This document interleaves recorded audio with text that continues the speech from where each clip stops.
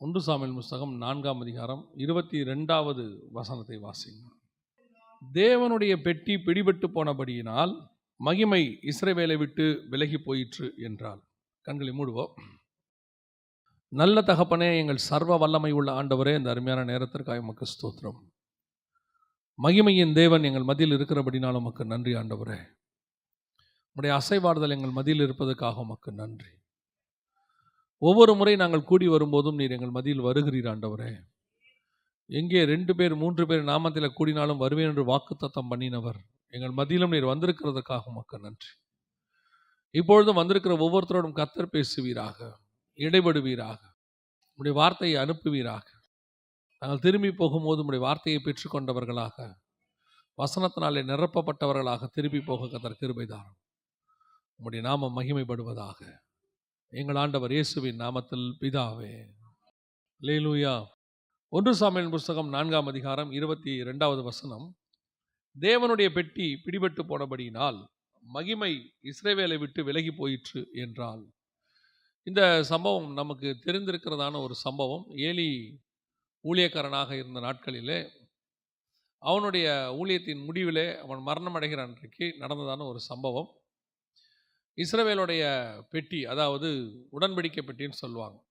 உடன்படிக்கை பெட்டி என்பது இஸ்ரவேலில் ஆசாரிப்பு கூடாரத்துக்குள்ள மகா பரிசுத்த ஸ்தலத்துக்குள்ளே இருக்கிறதான ஒரு காரியம்.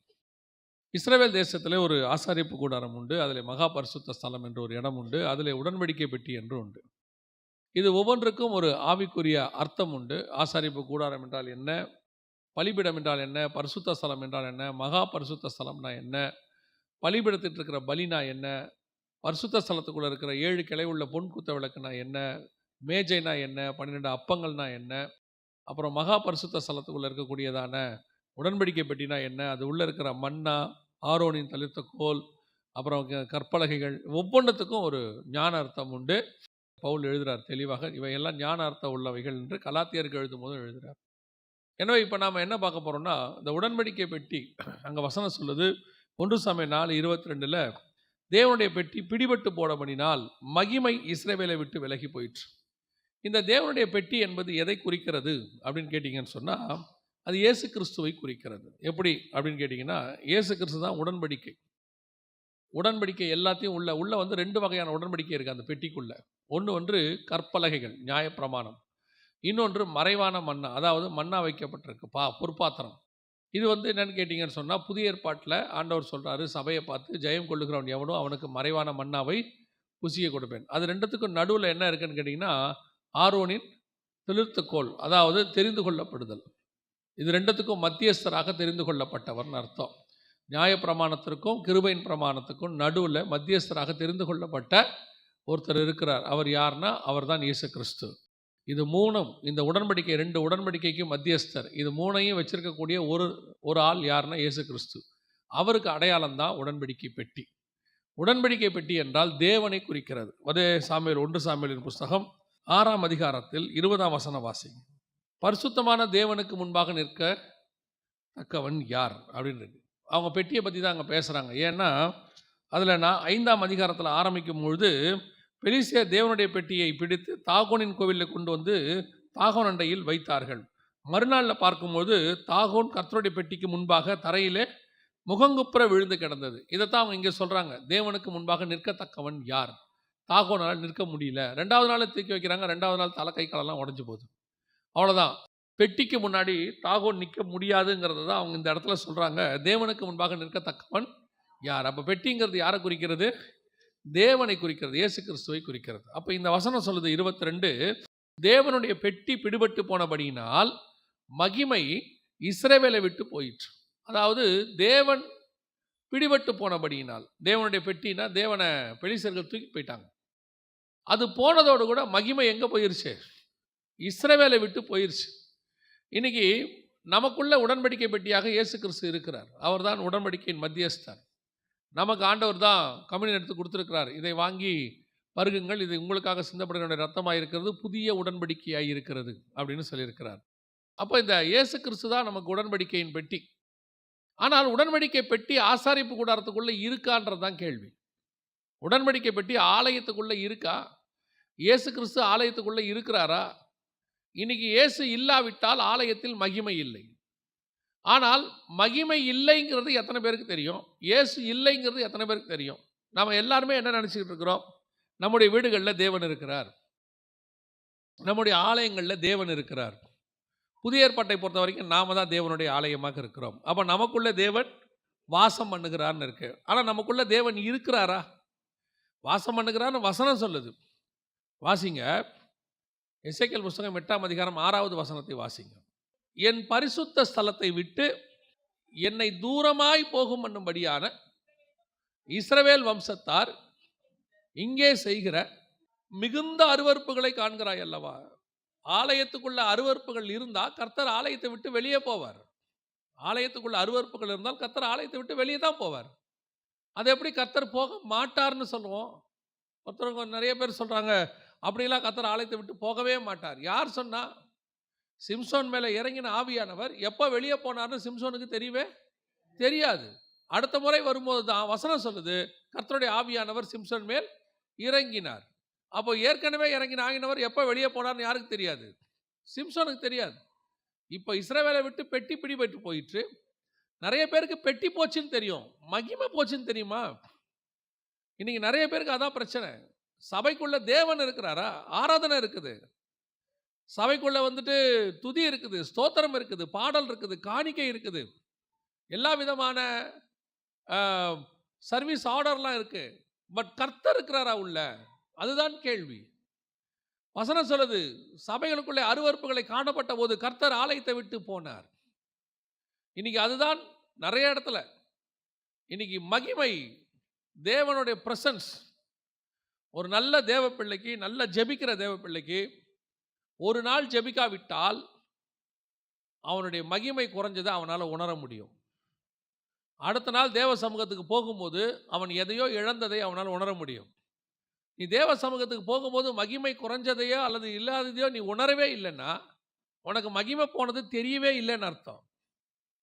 நான் சொல்கிறது நல்ல ஆவியில் நிறந்து டெய்லி தேவ சமூகத்தில் இருக்கிறவர்களுக்கு தெரியும்.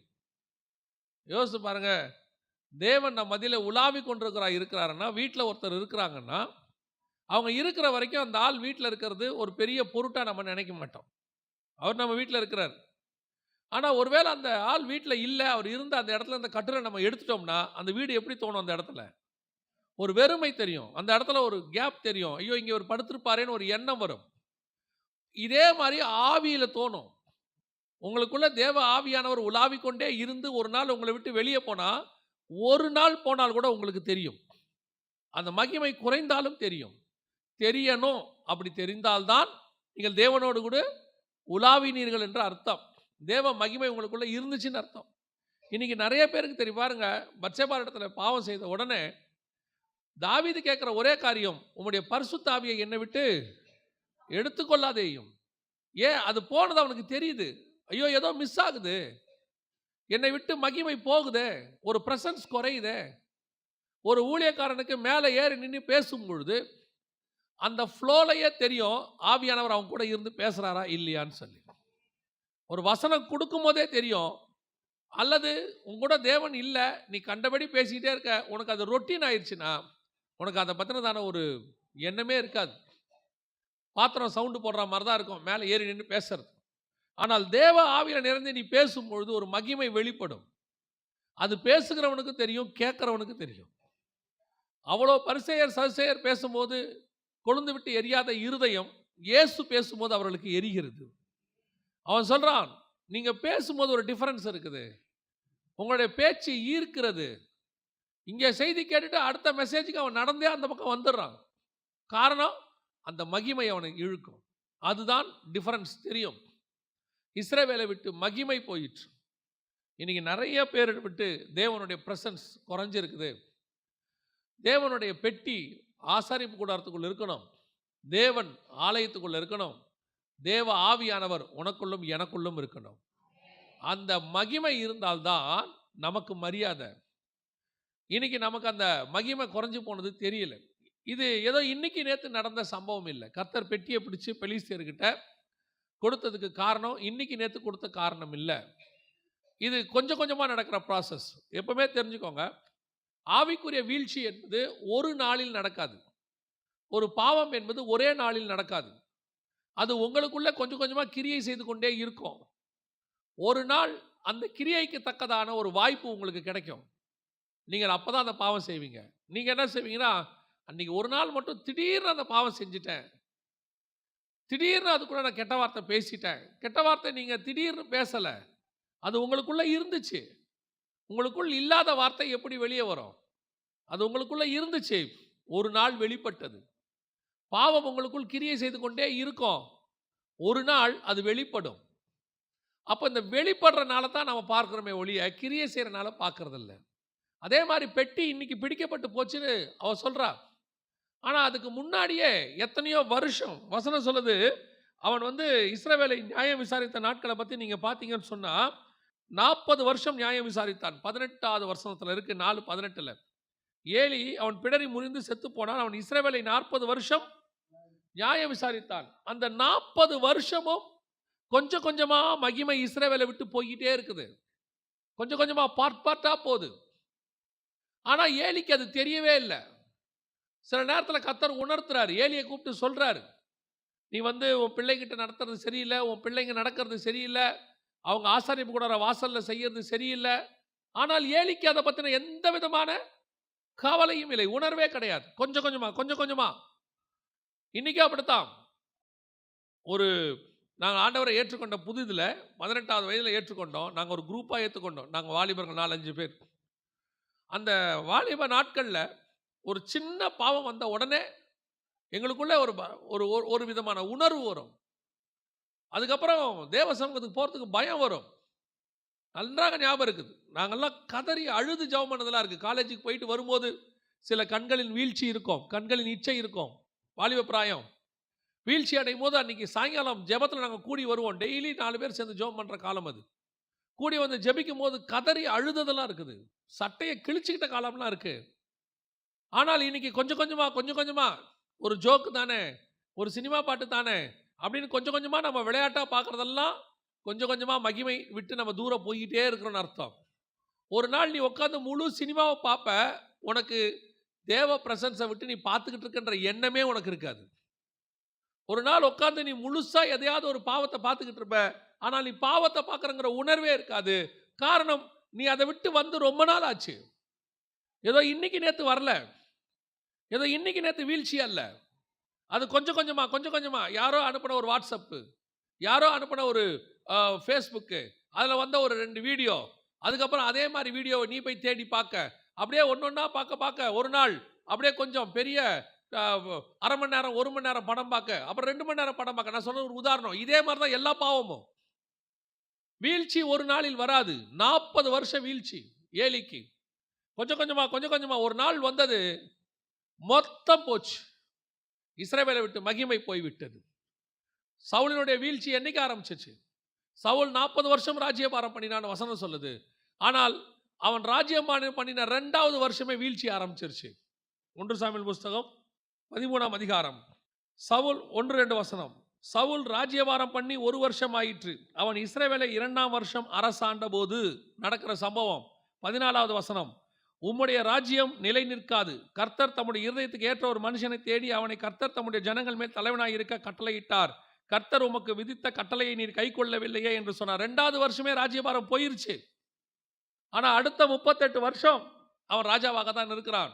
கொஞ்சம் கொஞ்சமா தேவனை விட்டு விலகி 40வது வருஷம் பட்டயத்தின் மேல விழுந்து செத்து போனான். இதுதான் ஆவிக்குரிய வாழ்க்கையினுடைய வீழ்ச்சி. 40 வருஷம் கொஞ்சம் கொஞ்சமா மகிமை போச்சு. ஒரு நாள் மொத்த பெட்டியும் வெளியே போயிருச்சு. இன்னைக்கு நம்மளை விட்டு எவ்வளவு தூரத்தில் இருக்குது மகிமை, எவ்வளவு தூரத்தில் இருக்குது ஆவிக்குரிய வாழ்க்கை. சபை பரலோகத்துக்கு போகிற வழியை காட்டுகிற இடம், அவ்வளவுதான். நீங்க தான் போகணும். அங்க எந்த ஊழியக்காரனை கையை பிடிச்சி கூட்டு போய் விட முடியாது. ஒரு சில ஊழியக்காரங்களாம் சொல்றாங்க, எங்க ஊழியத்துக்கு நீங்க கொடுத்தீங்கன்னா பரலோக ராஜ்யத்தில் நாங்கள் கொண்டு போய் உங்களை விட்டுருவோம், உங்களுக்கு கன்ஃபார்மா இடம் வாங்கி கொடுக்குறோம். அவன் என்ன அர்த்தம்? என்னன்னா அவன் போக மாட்டான்னு அர்த்தம். பரலோக ராஜ்யத்துக்கு அப்படிலாம் யாரும் போய் இடம் வாங்கியே கொடுக்க அஷூரன்ஸே கொடுக்க முடியாது. இன்னைக்கு நீங்க எந்த தூரத்தில் இருக்கிறீங்க ஆவிக்குரிய டிஸ்டன்ஸ்ல? ஏன்னா இன்னைக்கு கடைசி காலத்தில் ஆவிக்குரிய வாழ்க்கைக்கு முக்கியத்துவத்தை விட நமக்கு சபை பேர் பெருமையாகி போச்சு. பரலோக வாசல்ல எந்த டினாமினேஷனுக்கும் வேலையே கிடையாது. உங்களுடைய பேப்டிசம் சர்டிஃபிகேட்லாம் அங்கே வேலைக்கு ஆகாது. அவங்க வேற ஒரு புக்கு வச்சுருக்காங்க, அவங்க நல்லா மெயின்டைன் பண்ணிக்கிட்டு இருக்கிறாங்க. இங்கே இருக்கிற எந்த சர்டிஃபிகேட்டையும் கேட்க மாட்டாங்க. நீங்கள் தான் பரலோகத்துக்கு போகணும், நாம தான் ஆயத்தப்படணும். நாம் ஆயத்தப்படுறது எவ்வளோ தூரத்தில் இருக்குன்னு பார்க்கணும். இன்றைக்கி நம்ம கர்த்தருக்கும் நமக்கு உள்ள டிஸ்டன்ஸ், ஏனோக்கு தேவனோடு கூட சஞ்சரித்து கொண்டிருந்தான், நோவா தேவனோடு கூட அப்படியே 2 பேரும் சஞ்சரித்தானா கூட இருந்தாங்களா, ஒன்றா இருந்தாங்களா, அதனால் எடுத்துக்கொள்ளப்பட்டாங்க. இன்றைக்கி வசனம் சொல்லுது, தேவனுடைய பெட்டி இஸ்ரவேலை விட்டு போயிற்று. தேவன் சொல்கிறாரு, என் ஆலயத்தை விட்டு நான் வெளியே போயிட்டேன், ஏன்னா உள்ள அருவருப்புங்கிறாரு. இன்றைக்கி அதான் காணப்படுது. அப்போனா இந்த ப்ராசஸ் ஒரு நாள் ப்ராசஸ் அல்ல, இது 40 வருஷமாக நடந்திருக்குது. அதே மாதிரி தான் உங்களுக்கும் எனக்கும் நடந்துக்கிட்டு இருக்குது. அப்போ இந்த தேவனை விட்டு நம்ம தூரம் போகிறோம், மகிமை குறையுது அப்படிங்கிறதுக்கு என்னென்ன காரணம் இருக்குது, அதான் முக்கியம். நான் தூரம் போது ஆண்டவரை விட்டு நான் தூரம் போகிறேன் அப்படிங்கிறதுக்கு என்னென்ன காரணம், ஏன்னா நமக்கு தெரியவே தெரியாது பாருங்க, அதான் பிரச்சனை. இப்போ நீங்கள் வந்துட்டு ஆவியில் நிறைஞ்சு அந்நிய பாஷையெல்லாம் பேசுகிறீங்களே, எத்தனை பேர் உண்மையிலே ஆவியில் பேசுகிறாங்கன்றது முக்கியம். சிலர் ப்ராக்டிஸில் பேசுவாங்க, அது பாட்டுன்னு வந்துக்கிட்டே இருக்கும். ஒரு சிலருக்கு கொட்டடிச்சா தானாக வரும். கொட்டு வேகமாக அடிக்க அடிக்க ஆவி வேகமாக வரும், கொட்டை குறைக்க குறைக்க ஆவி குறையும். அந்நிய பாஷை பேசுறது உங்கள் ஆவிக்குரிய ஸ்டாண்டர்டோடைய அடையாளம் கிடையாது. இன்றைக்கி எத்தனையோ பேர், ஒரு நாள் ஒரு நடந்த சம்பவம் தான், ஒரு சபையில் ஒரு கொயரில் ஒரு குரூப்பில் பாடிக்கிட்டே இருக்காங்க. ஒரு நீதிமான் பரிசுத்தவான் செய்தி கொடுத்துக்கிட்டே இருக்கிறாரு. அவங்க பாடிட்டே இருக்கும்போது ஸ்டாப் அப்படின்னாரு. 2வது ரோவில் இருக்க 3வது பொண்ணை வெளியே வான்னு சொன்னார். வெளியே வந்தோடனே இயேசுவின் நாமத்தில் போ அப்படின்னாரு. பொத்துன்னு கீழே விழுந்துச்சு. ஆனால் அது அந்நிய பாஷை பேசி நின்றுட்டு இருந்துச்சு. பார்த்தா பிசாசு பிடிச்சிருக்குது. இன்னைக்கு நம்ம நினச்சிட்டு இருக்கிறோம் அந்நிய பாஷை பேசிக்கிட்டே இருக்கிறோம், அதனால் ஆவியானவர் நம்ம கூட இருக்கிறாருன்னு. அதெல்லாம் ப்ராக்டிஸில் பேசுகிற ஒரு குரூப் இருக்கு. உண்மையிலேயே நீயும் தேவனும் கூட இருக்கிறீங்களா? மகிமை உங்கள் கூட இருக்குதா? இதை நாம் இன்னைக்கு ஆராய்ந்து பார்க்கணும். இல்லைன்னா நான் ஏதோ ஸ்பிரிச்சுவல் லைஃப்பில் இருக்கேன், ஆண்டவர் என் கூட இருக்கிறாரு, அந்நிய பாஷை பேசுகிறேன், ஓ கண்டிப்பாக பரலோகத்துக்கு போயிடுவேன். இல்லை, வாசிங்க, இவங்களுக்குள்ள இருந்த பிரச்சனை என்ன, ஏன் எதிலேருந்து இவங்க கொஞ்சம் கொஞ்சமாக தூரம் போனாங்க அப்படின்னு பாருங்க. சாமுவேல் புஸ்தகம் 3ஆம் அதிகாரம் 1வது வசனம் வாசிங்க. அந்நாட்களிலே கர்த்தருடைய வசனம் அபூர்வமாக இருந்தது. அந்நாட்களிலே கர்த்தருடைய வசனம் அபூர்வமாக இருந்தது. அப்படின்னா என்ன அர்த்தம்? கர்த்தருடைய வசனம் இருக்கு, அங்கே கர்த்தருடைய வசனம் இருக்கு, ஆனால் என்ன இல்லை, பிரதட்சணமான தரிசனம் இல்லை அப்படின்னு இருக்கு. கர்த்தருடைய வசனம் அபூர்வம் அப்படின்னா என்ன? அன்னைக்கு இருந்த காலகட்டம் என்ன? ஆசாரிப்பு கூடாரம் இருக்கு, அதுக்கப்புறம் வந்துட்டு அங்கே வந்துட்டு ஆசாரியன் இருக்கிறான், எல்லாம் இருக்கு. ஆனால் நடக்கிறது என்ன அப்படின்னு பார்த்தீங்கன்னு சொன்னால், அவர்களுக்குள்ளே கர்த்தருடைய வார்த்தை அபூர்வம். கர்த்தருடைய வார்த்தை இல்லை. நியாயப்பிரமாணம் இருக்குது, ஆனால் என்ன இல்லை? கர்த்தருடைய வார்த்தை இல்லை. கவனிச்சுக்கொள்ளுங்க, இன்னைக்கும் அதே நிலைமை தான். இன்னைக்கு சபை இருக்குது, பைபிள் இருக்குது, பிரசங்கம் இருக்கு, கர்த்தருடைய வார்த்தை இருக்குதா? கர்த்தருடைய வார்த்தை சபைக்குள்ள இருந்தாதான் கர்த்தர் இருக்கிறாருன்னு அர்த்தம். இன்னைக்கு கர்த்தருடைய வார்த்தை சபைக்குள்ள இல்லை. யோசிச்சு பாருங்க, ஆசாரிப்பு கூடாரத்தில் ஏலி என்ன பண்ணியிருப்பாரு? அவர் வாசித்திருப்பாரு. அவர் ஆசாரிப்பு கூடாரத்தில் வாசிக்க வேண்டிய பிரமாணத்தை வாசிச்சிருப்பாரு. அதெல்லாம் ஒரு பிரச்சனையும் இல்லை. ஆனால் நடக்கிறது என்ன? நல்லா கவனிச்சு பார்த்தீங்கன்னு சொன்னால், அவர் அந்த இடத்துல அவர் வாசிக்கிற எந்த வசனமும் கர்த்தருடைய வசனம் கிடையாது. அப்பொழுது அந்த காலத்தில் வாசிக்கப்பட்ட ஒரு காரியமும் கர்த்தருடைய வார்த்தையாக இல்லை. எல்லாம் ஊழியக்காரன் பேசினது தான், எல்லாம் நியாயப்பிரமாணத்தில் உள்ளது தான். ஆனால் ஒன்று கூட கர்த்தருடைய வார்த்தை கிடையாது. எதனால் அப்படின்னா, அவன் எடுத்து பேசுறது நியாயப்பிரமாணத்திலேருந்து, ஆனால் பேசுகிறது மனுஷன், தேவன் பேசலை. இன்னைக்கு கடைசி காலத்தில் அதான் நடந்துகிட்டு இருக்குது. என்னன்னு கேட்டிங்கன்னு சொன்னால், கடைசி காலத்தை பார்க்கும் பொழுது, கடைசி காலத்தில் இன்னைக்கு சபைகளில் வேதம் இருக்கு, செய்தி நேரம் இருக்கு, ஆனால் இங்க பார்த்தீங்கன்னா கர்த்தருடைய வார்த்தை இருக்கான்றது தான் முக்கியம், கர்த்தர் பேசுறாருங்கிறது தான் முக்கியம். இப்பெல்லாம் ரொம்ப சர்வசாதாரணமாக சொல்ற ஒரு வார்த்தை ஆகி போச்சு. இந்த ஒரு கொரோனாவுக்கு முன்னாடி வரைக்கும் நான் கொரோனா ஒரு வகையில் நல்லது என்று சொல்லுவேன். கொரோனாவில் நிறைய தீங்கு நடந்திருக்குது, ஒரு வகையில் நல்லது. என்னன்னு கேட்டிங்கன்னா, கொரோனாவுக்கு முன்னாடி வரைக்குமே தேவ ஜனங்கள் பெரும்பான்மையானவர்களுக்கு எது கர்த்தருடைய வார்த்தை, எது கர்த்தருடைய வார்த்தை இல்லைன்னே தெரியல. பெரும்பான்மை செய்தி நேரம் வந்து கர்த்தருடைய வார்த்தை அவ்வளோதான் உட்காந்துருப்பாங்க. ஆனால் எங்களுடைய காலத்தில் எங்களுக்கு கர்த்தருடைய வார்த்தைனா என்னன்னு தெரிஞ்சதுனால, கொரோனாவுக்கு முன்னாடி ஒரு 10 வருஷம் நாங்கள் பார்த்துக்கிட்டே இருக்கிறோம். சபைகளில் கர்த்தருடைய வார்த்தை இல்லை. எப்படி சொல்றீங்க? ஒரு தேவ ஊழியக்காரன் தேவ சமூகத்தில் இருந்து ஆவியானில் நிறைந்து கர்த்தரிடத்திலிருந்து வார்த்தையை வந்துட்டு வாங்கிட்டு பேசும்போது அந்த வார்த்தை கேட்கிறவனுடைய இருதயத்துக்குள்ள போகும். இருதயத்தில் குத்தப்பட்டவர்களாய் மாறுவார்கள். அவங்க மனம் திரும்புவாங்க. நான் பேசுறது புது விசுவாசிக்கு இல்ல, சபைக்குள்ள. ஒரு வேத பாடத்தில் ஊழியக்காரர் பேசுவார், முடியும் போது அழுவான் அவன் உட்காந்துட்டு. ஏன்னா உணர்வு வரும். இப்போ அப்படி கிடையவே கிடையாது. இப்போ இருக்கிறதெல்லாம் பார்த்தீங்கன்னா கொரோனாவுக்கு முன்னாடி வரைக்கும் பார்த்தீங்கன்னு சொன்னால் ஒப்பேத்துறது. அதுவும் கடைசி 10 வருஷம் பல இடங்களுக்கு போனீங்கன்னா அவங்க சொல்லுவாங்க, இப்பெல்லாம் யாரும் வசனம் கேட்கவே மாட்றாங்க பாஸ்டர். வசனமே ஜனங்க என்ன செய்ய மாட்றாங்க, கேட்க மாட்றாங்க. அதனால நாங்கள் செய்தி நேரத்தை குறைச்சிட்டோம். எவ்வளோ நேரம்? 40 நிமிஷம் தான். ஒரு பாஸ்டர் என்கிட்ட சொன்னார், தம்பி 45 நிமிஷம் தான் தம்பி சைக்காலஜிக்கலி ஒரு மனுஷனால் கேட்க முடியும். அதனால தான் காலேஜில் தான் பாருங்கள் ஒரு பீரியட் 45 நிமிஷம் வச்சுருக்கிறாங்க அப்படிம்பாரு. நான் ஏற்றுக்கிறேன். ஒரு மனுஷனுக்கு இன்னொரு மனுஷன் பேசினா கேட்கறது 45 நிமிஷத்துக்கு மேலே முடியாது. ஆனால் ஒரு மனுஷனுக்கு ஆவியானவர் பேசினார்னா அவன் காலையிலேருந்து சாயங்காலம் வரைக்கும் உட்காந்து கேட்பான். ஏன்னா பேசுறது ஆவியானவராக இருக்கணும். சாப்பாடு தண்ணி இல்லாமல் 3 நாள் உட்காந்து கேட்டிருக்கிறான் பாருங்க. இயேசு பேசும்போது காலையிலேருந்து சாயங்காலம் வரைக்கும் அவன் சாப்பாடே கேட்கல, அவன் உட்காந்து வசனமே கேட்டிருக்கிறான். அப்படின்னா பேசினது தேவன். எங்கள் ஊழியக்காரங்கள்லாம் 30 வருஷத்துக்கு முன்னாடி ஞாயிற்றுக்கிழமை ஆராதனையில் வந்து பேசுவாங்கன்னா சனிக்கிழமை முழுக்க தேவ சமூகத்தில் உட்காந்துருப்பாங்க. அந்த வார்த்தையை வாங்கிட்டு வருவாங்க. நான் நிச்சயமாய் சொல்வேன், தைரியமாய் சொல்வேன், கர்த்தர் எனக்கு கொடுத்த ஊழியக்காரனுக்காக ஸ்தோத்திரம். நாங்கள் இப்படி முன்னாடி உட்காந்து கேட்டுக்கிட்டு இருப்போம். அவங்க அவங்க ஒவ்வொரு வாயிலிருந்து ஒரு வார்த்தையும் ஆவியில் நிரம்பி அக்கினிமயமாக இருக்கும். அக்கினிமயமாக இருக்கும். அப்படியே பேசும்போதே இன்னைக்கு வார்த்தைக்கு பதிலாக சபையில் ஆல்டர்னேட்டு டான்ஸு, பாட்டு, கொண்டாட்டம், ப்ரோக்ராம்ஸு. உங்களுக்கும் எதையாவது கொடுத்தா தான் நீங்களும் வருவீங்கன்ற மாதிரி ஆயிட்டீங்க. நான் சொல்லுவேன், விசுவாசிக்கு ஒன்றுத்தையும் கொடுக்காத, வசனத்தை மட்டும் கொடு, விசுவாசி ஓடி வரும். ஏன்னா விசுவாசி சபைக்கு வந்தது ஆத்துமா. ஆத்துமாவுக்கு நீ எதை கொடுத்தாலும் திருப்தி ஆகாது. உலகத்தில் இருக்கிற எத்தனையும் வேணா கொடுத்து பாருங்க, சாலமோன் ராஜா கிட்ட இல்லாததா அத்தனையும் வச்சிருக்கிற சாலமோன் ராஜாவுக்கு திருப்தி இல்லை. அரண்மனை இருக்குது, 1000 பேர் இருக்கிறாங்க மறுமனையாட்டிகளோட சேர்த்து. அவன் போடாத ட்ரெஸ் இல்லையாமா, அவன் வச்சிருக்காத பணம் இல்லையாமா. ஆத்மாவில் என்ன இல்லை? திருப்தி இல்லை. பிரசங்கில சொல்றான், மாயை மாயை எல்லாம் மாயை, இன்னும் தேடுறேன் இன்னும் தேடுறேன்றான். ஆனால் நீயும் நானும் கர்த்தருடைய சமூகத்தில் வந்து உட்கார்ந்த பிறகு வேற எதையுமே தேடலை. கர்த்தருடைய வார்த்தை போதும். அது உனக்குள்ளே வந்த பிறகு நான் அதை ஆவலாய் உட்கொண்டேன்னு வசனம் சொல்லுது. இன்னைக்கு கொரோனாவுக்கு முன்னாடி கர்த்தருடைய வார்த்தை அபூர்வம். ஒரு பெரிய ஊழியக்காரர் என்கிட்ட சொன்னார், நான் எனக்கு ரொம்ப அவருடைய வார்த்தை எனக்கு ரொம்ப பிடிக்கும், நல்லா பேசுவார். அவர்கிட்ட சொன்னேன், அண்ணே நீங்கள் வாங்க, நான் ஒவ்வொரு டிஸ்ட்ரிக்டாக போய் ஒரு மீட்டிங் ஏற்பாடு பண்ணுறேன், எனக்கு தெரிஞ்ச பாஸ்டர்ஸை வச்சு நீங்கள் பேசுங்க, ஜனங்களுக்கு வசனம் கொடுப்போன்னு சொன்னேன்.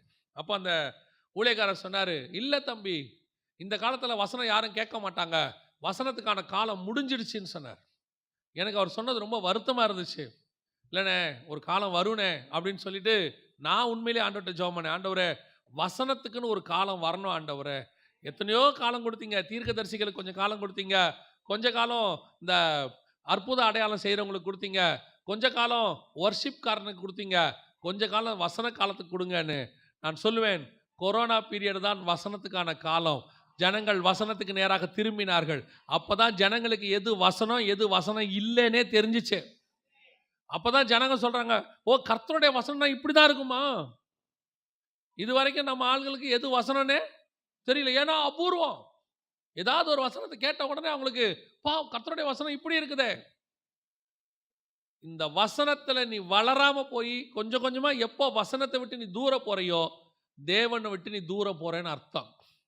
வசனம் வாசிக்கிறதுல உனக்கு எப்போ போர் அடிக்குதோ, வசனம் தியானிக்கிறதுல எப்போ போர் அடிக்குதோ, நான் உங்களுக்கு உண்மையை சொல்லுவேன், இந்த வசனத்தில் ரெவலேஷன் ஒன்று இருக்கு, வெளிப்படுத்தின விசேஷம் இல்லை, வசனத்தில் இருக்கிற வெளிப்பாடு. இந்த வசனம் இருக்கு பாருங்க, இதுக்குள்ள இது ஒரு பழம் மாதிரி. இதை கொஞ்சம் ஆழமாக உரிச்சு நீங்கள் உள்ளே போனீங்கன்னா அவ்வளவு டேஸ்டான காரியம் உள்ளே இருக்கும். அந்த ரெவலேஷனோடைய அனுபவத்துக்கு நீங்கள் வந்துட்டீங்கன்னு வச்சுக்கோங்களேன், அந்த வெளிப்பாடுன்னு ஒன்று வந்துட்டீங்கன்னா, நான் உங்களுக்கு சொல்லுவேன், நான் இந்த வார்த்தையை சொல்கிறேன், தப்பாக எடுத்துக்காதீங்க, நான் உண்மையை சொல்லுகிறேன். அது ஒரு அடிக்ட் மாதிரி. இந்த போதைக்கு இந்த குடிக்கெல்லாம் அடிக்ட் ஆகிறான்ல, அதை விட நல்ல அடிக்ட். அந்த வசன வெளிப்பாடுக்குள்ளே நீங்கள் போயிட்டீங்கன்னா, அதுக்கப்புறம் அந்த வசன வெளிப்பாடு ஒரு நாள் இல்லை, ஒரு நாள் கிடைக்கலனா கூட உங்களுக்கும் தேவனுக்கும் நடுவில் ஏதோ பெரிய கேப் வந்த மாதிரி இருக்கும். அந்த கர்த்தர் கூட உட்காந்து உனக்கு சொல்லி கொடுக்கும்போது அந்த வசனத்துக்குள்ளேருந்து ஒரு வெளிப்பாடு வரும் பாருங்க. நீ இதுவரைக்கும் கேட்டுறாத ஒரு வார்த்தையினுடைய வெளிப்பாடு வரும், ஒரு அனுபவம் கிடைக்கும். தேவனும் கூட உட்காந்து பேசுறதை நீ பார்ப்பீங்க, கர்த்தருடைய சத்தம் கேட்கும். அதுதான் கர்த்தர் உங்ககிட்ட எங்கிட்ட எதிர்பார்க்குற மிக முக்கியமான விஷயம். அந்த வெளிப்பாடு உனக்குள்ள வர வர வர வர நீ தேவனோடு கூட நெருங்க தொடங்குவ. இன்னைக்கு தேவனோட நெருங்கிறதுக்கு யாரும் சொல்லி கொடுக்கறது இல்லை. ஆனால் நம்ம சபையில் காலையில் 10 மணிக்கு ஒரு ஜெபம், வியாழக்கிழமை ஒரு ஜெபம், வெள்ளிக்கிழமை ஒரு ஜெபம். ஜெபம் நல்லது, நான் இல்லைன்னே சொல்லலை. எவ்வளவு ஜெபிக்கிறீங்களோ அதுக்கு ஈக்குவலாக கர்த்தருடைய வசனத்தை தியானிக்கணும். ஜெபம் நீங்கள் பண்ணுகிறதான விண்ணப்பம் கர்த்தருக்கு, வார்த்தை கர்த்தர் உங்களுக்கு கொடுக்கிற பதில். அதன் மூலமாக அவர் பேசுவார். நீ ஜெபிக்கும் போது உன்னோட விண்ணப்பத்தை ஆண்டவருக்கு சொல்லிடுவீங்க, விசுவாசத்தோட ஆமேன்னு சொல்லிட்டு வரீங்க, கர்த்தர் செய்வார்னு. ஆனால் வசனம் தான் கர்த்தர் நீங்கள் கேட்டதுக்கெல்லாம் பதில் கொடுக்குற வழி. இது உள்ளதாக கர்த்தர் எல்லாத்தையும் வச்சிருக்கிறாரு. இன்னைக்கு கர்த்தருடைய வார்த்தை அபூர்வமாயிருச்சு கொரோனாவுக்கு முன்னாடி. இப்போ நான் கர்த்தருக்குள்ளே விசுவாசிக்கிறேன், சந்தோஷப்படுறேன். ஒரு பெரிய கூட்டத்தை கர்த்தர் வசனத்துக்கு நேராக திருப்பி இருக்கிறார். கொரோனாவுக்கு அப்புறம் வசனத்துக்கே ஒரு பீரியடில் சபை கூட்டம்னா நான் சொல்லுவேன், சுகமளிக்கிற ஆராதனை, தீர்க்க தரிசன ஆராதனை, ஆசீர்வாத பெருவிழா, இப்படி போட்டால் தான் வருவாங்க, இல்லைன்னா ஜனங்க கூட்டம் வராது. போன வாரம் ஒரு மீட்டிங் வேம்பார் பக்கத்தில், அந்த மீட்டிங்கு தலைப்பு என்ன தெரியுமா? திருவசன பண்டிகை. ரொம்ப சந்தோஷமாக இருந்துச்சு. ஜனங்க முழுக்க வந்திருந்தாங்க, ஃபுல்லாக கேட்டாங்க. இவங்க யாரும் அற்புதத்துக்கும் வரல, அடையாளத்துக்கும் வரல, தீர்க்க தரிசனத்துக்காக வரல. ஜனங்க வந்தது முழுக்க முழுக்க வசனத்துக்காக தான் வராங்க. இப்பவும் சொல்லுவேன், ஜனங்கள் கூட்டத்துக்கு இப்போ வசனத்துக்கு நிறைய பேர் சொன்னார்ல, நேற்று தாவீதின் கூடாரம் முழுக்க நிரம்பி இருந்ததுன்னு. யாருமே அற்புத அடையாளத்துக்காக வந்தவங்களே கிடையாது, அத்தனை பேரும் வசனத்துக்காக வந்த ஒரு கூட்டம். அல்லேலூயா. இதுதான் கர்த்தர் எதிர்பார்க்கிற ஒரு கூட்டம். இயேசுகிட்ட அற்புதத்துக்காக வந்தவன், அடையாளத்துக்காக வந்தவன்லாம் போயிட்டான். ஆனால் வசனத்துக்காக வந்தவன் கடைசி வரைக்கும் கூட நின்றான். அதனால தான் கர்த்தர் வசனத்தை பேசிட்டு கேட்பாரு, நீங்களும் போய்விட மனதாக இருக்கிறீர்களோ? அப்போ இருக்கிறவனுடைய குவாலிட்டி என்ன தெரியுமா? அவன் சொல்லுவான், நாங்கள் வேற எங்கே போவோம்? ஏன்? நாங்கள் வெளியே போனால் எங்களுக்கு மீன் கிடைக்கும், நாங்கள் வெளியே போனால் எங்களுக்கு பணம் கிடைக்கும். ஏன்னா மத்தியாயுலாம் டாக்ஸ் கலெக்டராக இருந்தவர், பணம் கிடைக்கும். நாங்கள் வெளியே போனால் எங்களுக்கு எல்லாம் கிடைக்கும். ஆனால் வெளியே போனால் எங்களுக்கு ஒன்றே ஒன்று கிடைக்காது. என்ன தெரியுமா? நித்திய ஜீவ வசனம் உம்மிடத்தில் இருக்கு. அதை தவிர நான் இதை வாங்கிறதுக்கு நான் வேற எங்கே போவேன்? அவன் சொன்னா பாரு, நான் வேற எங்கே போவேன்? இது உங்ககிட்ட தான் இருக்கு, நான் உங்ககிட்ட தான் இருக்க முடியும். நான் பாருங்க, அதுதான் நீங்களும் நானும் சொல்ல வேண்டிய வார்த்தை. சபைக்கு எதையும் தேடி வரக்கூடாது. ஆண்டவர் என்னை ஆசீர்வதிக்கணும், வீடு கொடுக்கணும், கார் கொடுக்கணும், அது கொடுக்கணும். இந்த வசனத்துக்குள்ள நீங்கள் ஒன்று தெரிஞ்சுக்கொள்ளுங்க, இந்த வசனத்துக்குள்ள எல்லாமே இருக்கு. வசனத்துக்குள்ள சுகமளிக்கிற வல்லமை உண்டு, வசனத்துக்குள்ளே விடுதலையாக்குற வல்லமை உண்டு, வசனத்துக்குள்ளே தீர்க்க தரிசனம் உண்டு, வசனத்துக்குள்ளே உன்னை ஆசீர்வதிக்கிற வல்லமை உண்டு. நீ வசனத்தை பேசு, மிச்சம் எல்லாவற்றையும் கர்த்தர் கூட உனக்கு தருவார். நீங்க தனித்தனியாக கேட்டுக்கிட்டு இருக்கிறீங்க. இப்பெல்லாம் நீங்க போனீங்கன்னா, எல்லா இடத்துக்கு போனாலும் புதுசாக ஒரு வியாபார மெத்தட் மாற்றிட்டாங்க, காம்போ மெத்தட்னு மாற்றிட்டாங்க. நீங்கள் போய் ஒன்று வாங்க போனீங்கன்னா கூடவே ஒரு 4-5 ஐட்டம் சேர்த்து, சார் மொத்தமாக வாங்கிட்டீங்கனாலே உங்களுக்கு அதை விட விலை கொஞ்சம் தான் ஜாஸ்தி, ஆனால் உங்களுக்கு 5 பொருள் ஒன்றா கிடைக்கும்.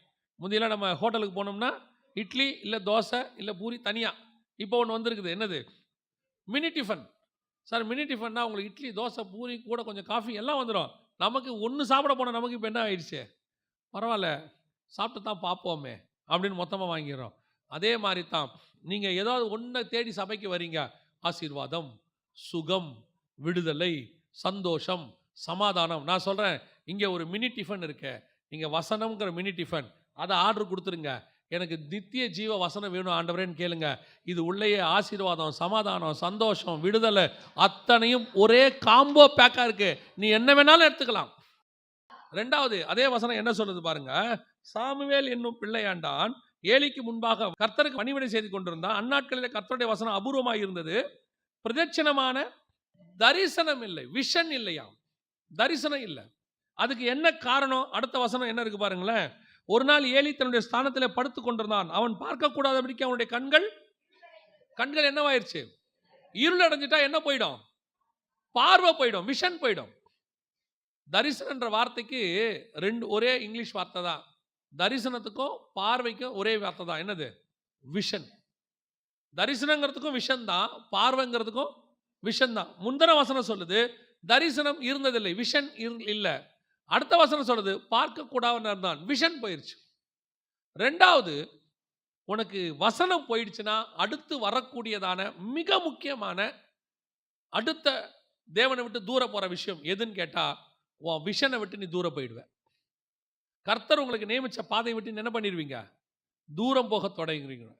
இன்னைக்கு நிறைய பேர் ஆரம்பித்த ஓட்டத்தில் இப்போ ஓடலை, ஆரம்பித்த ஓட்டத்தில் இப்போ ஓடலை, அப்படியே வந்து கொஞ்சம் கொஞ்சமாக அவங்க விஷன் மாறி ஓட்டம் மாறி ஓடிக்கிட்டு இருக்கிறாங்க. நான் சொல்ல உங்களுக்கு புரியுதா?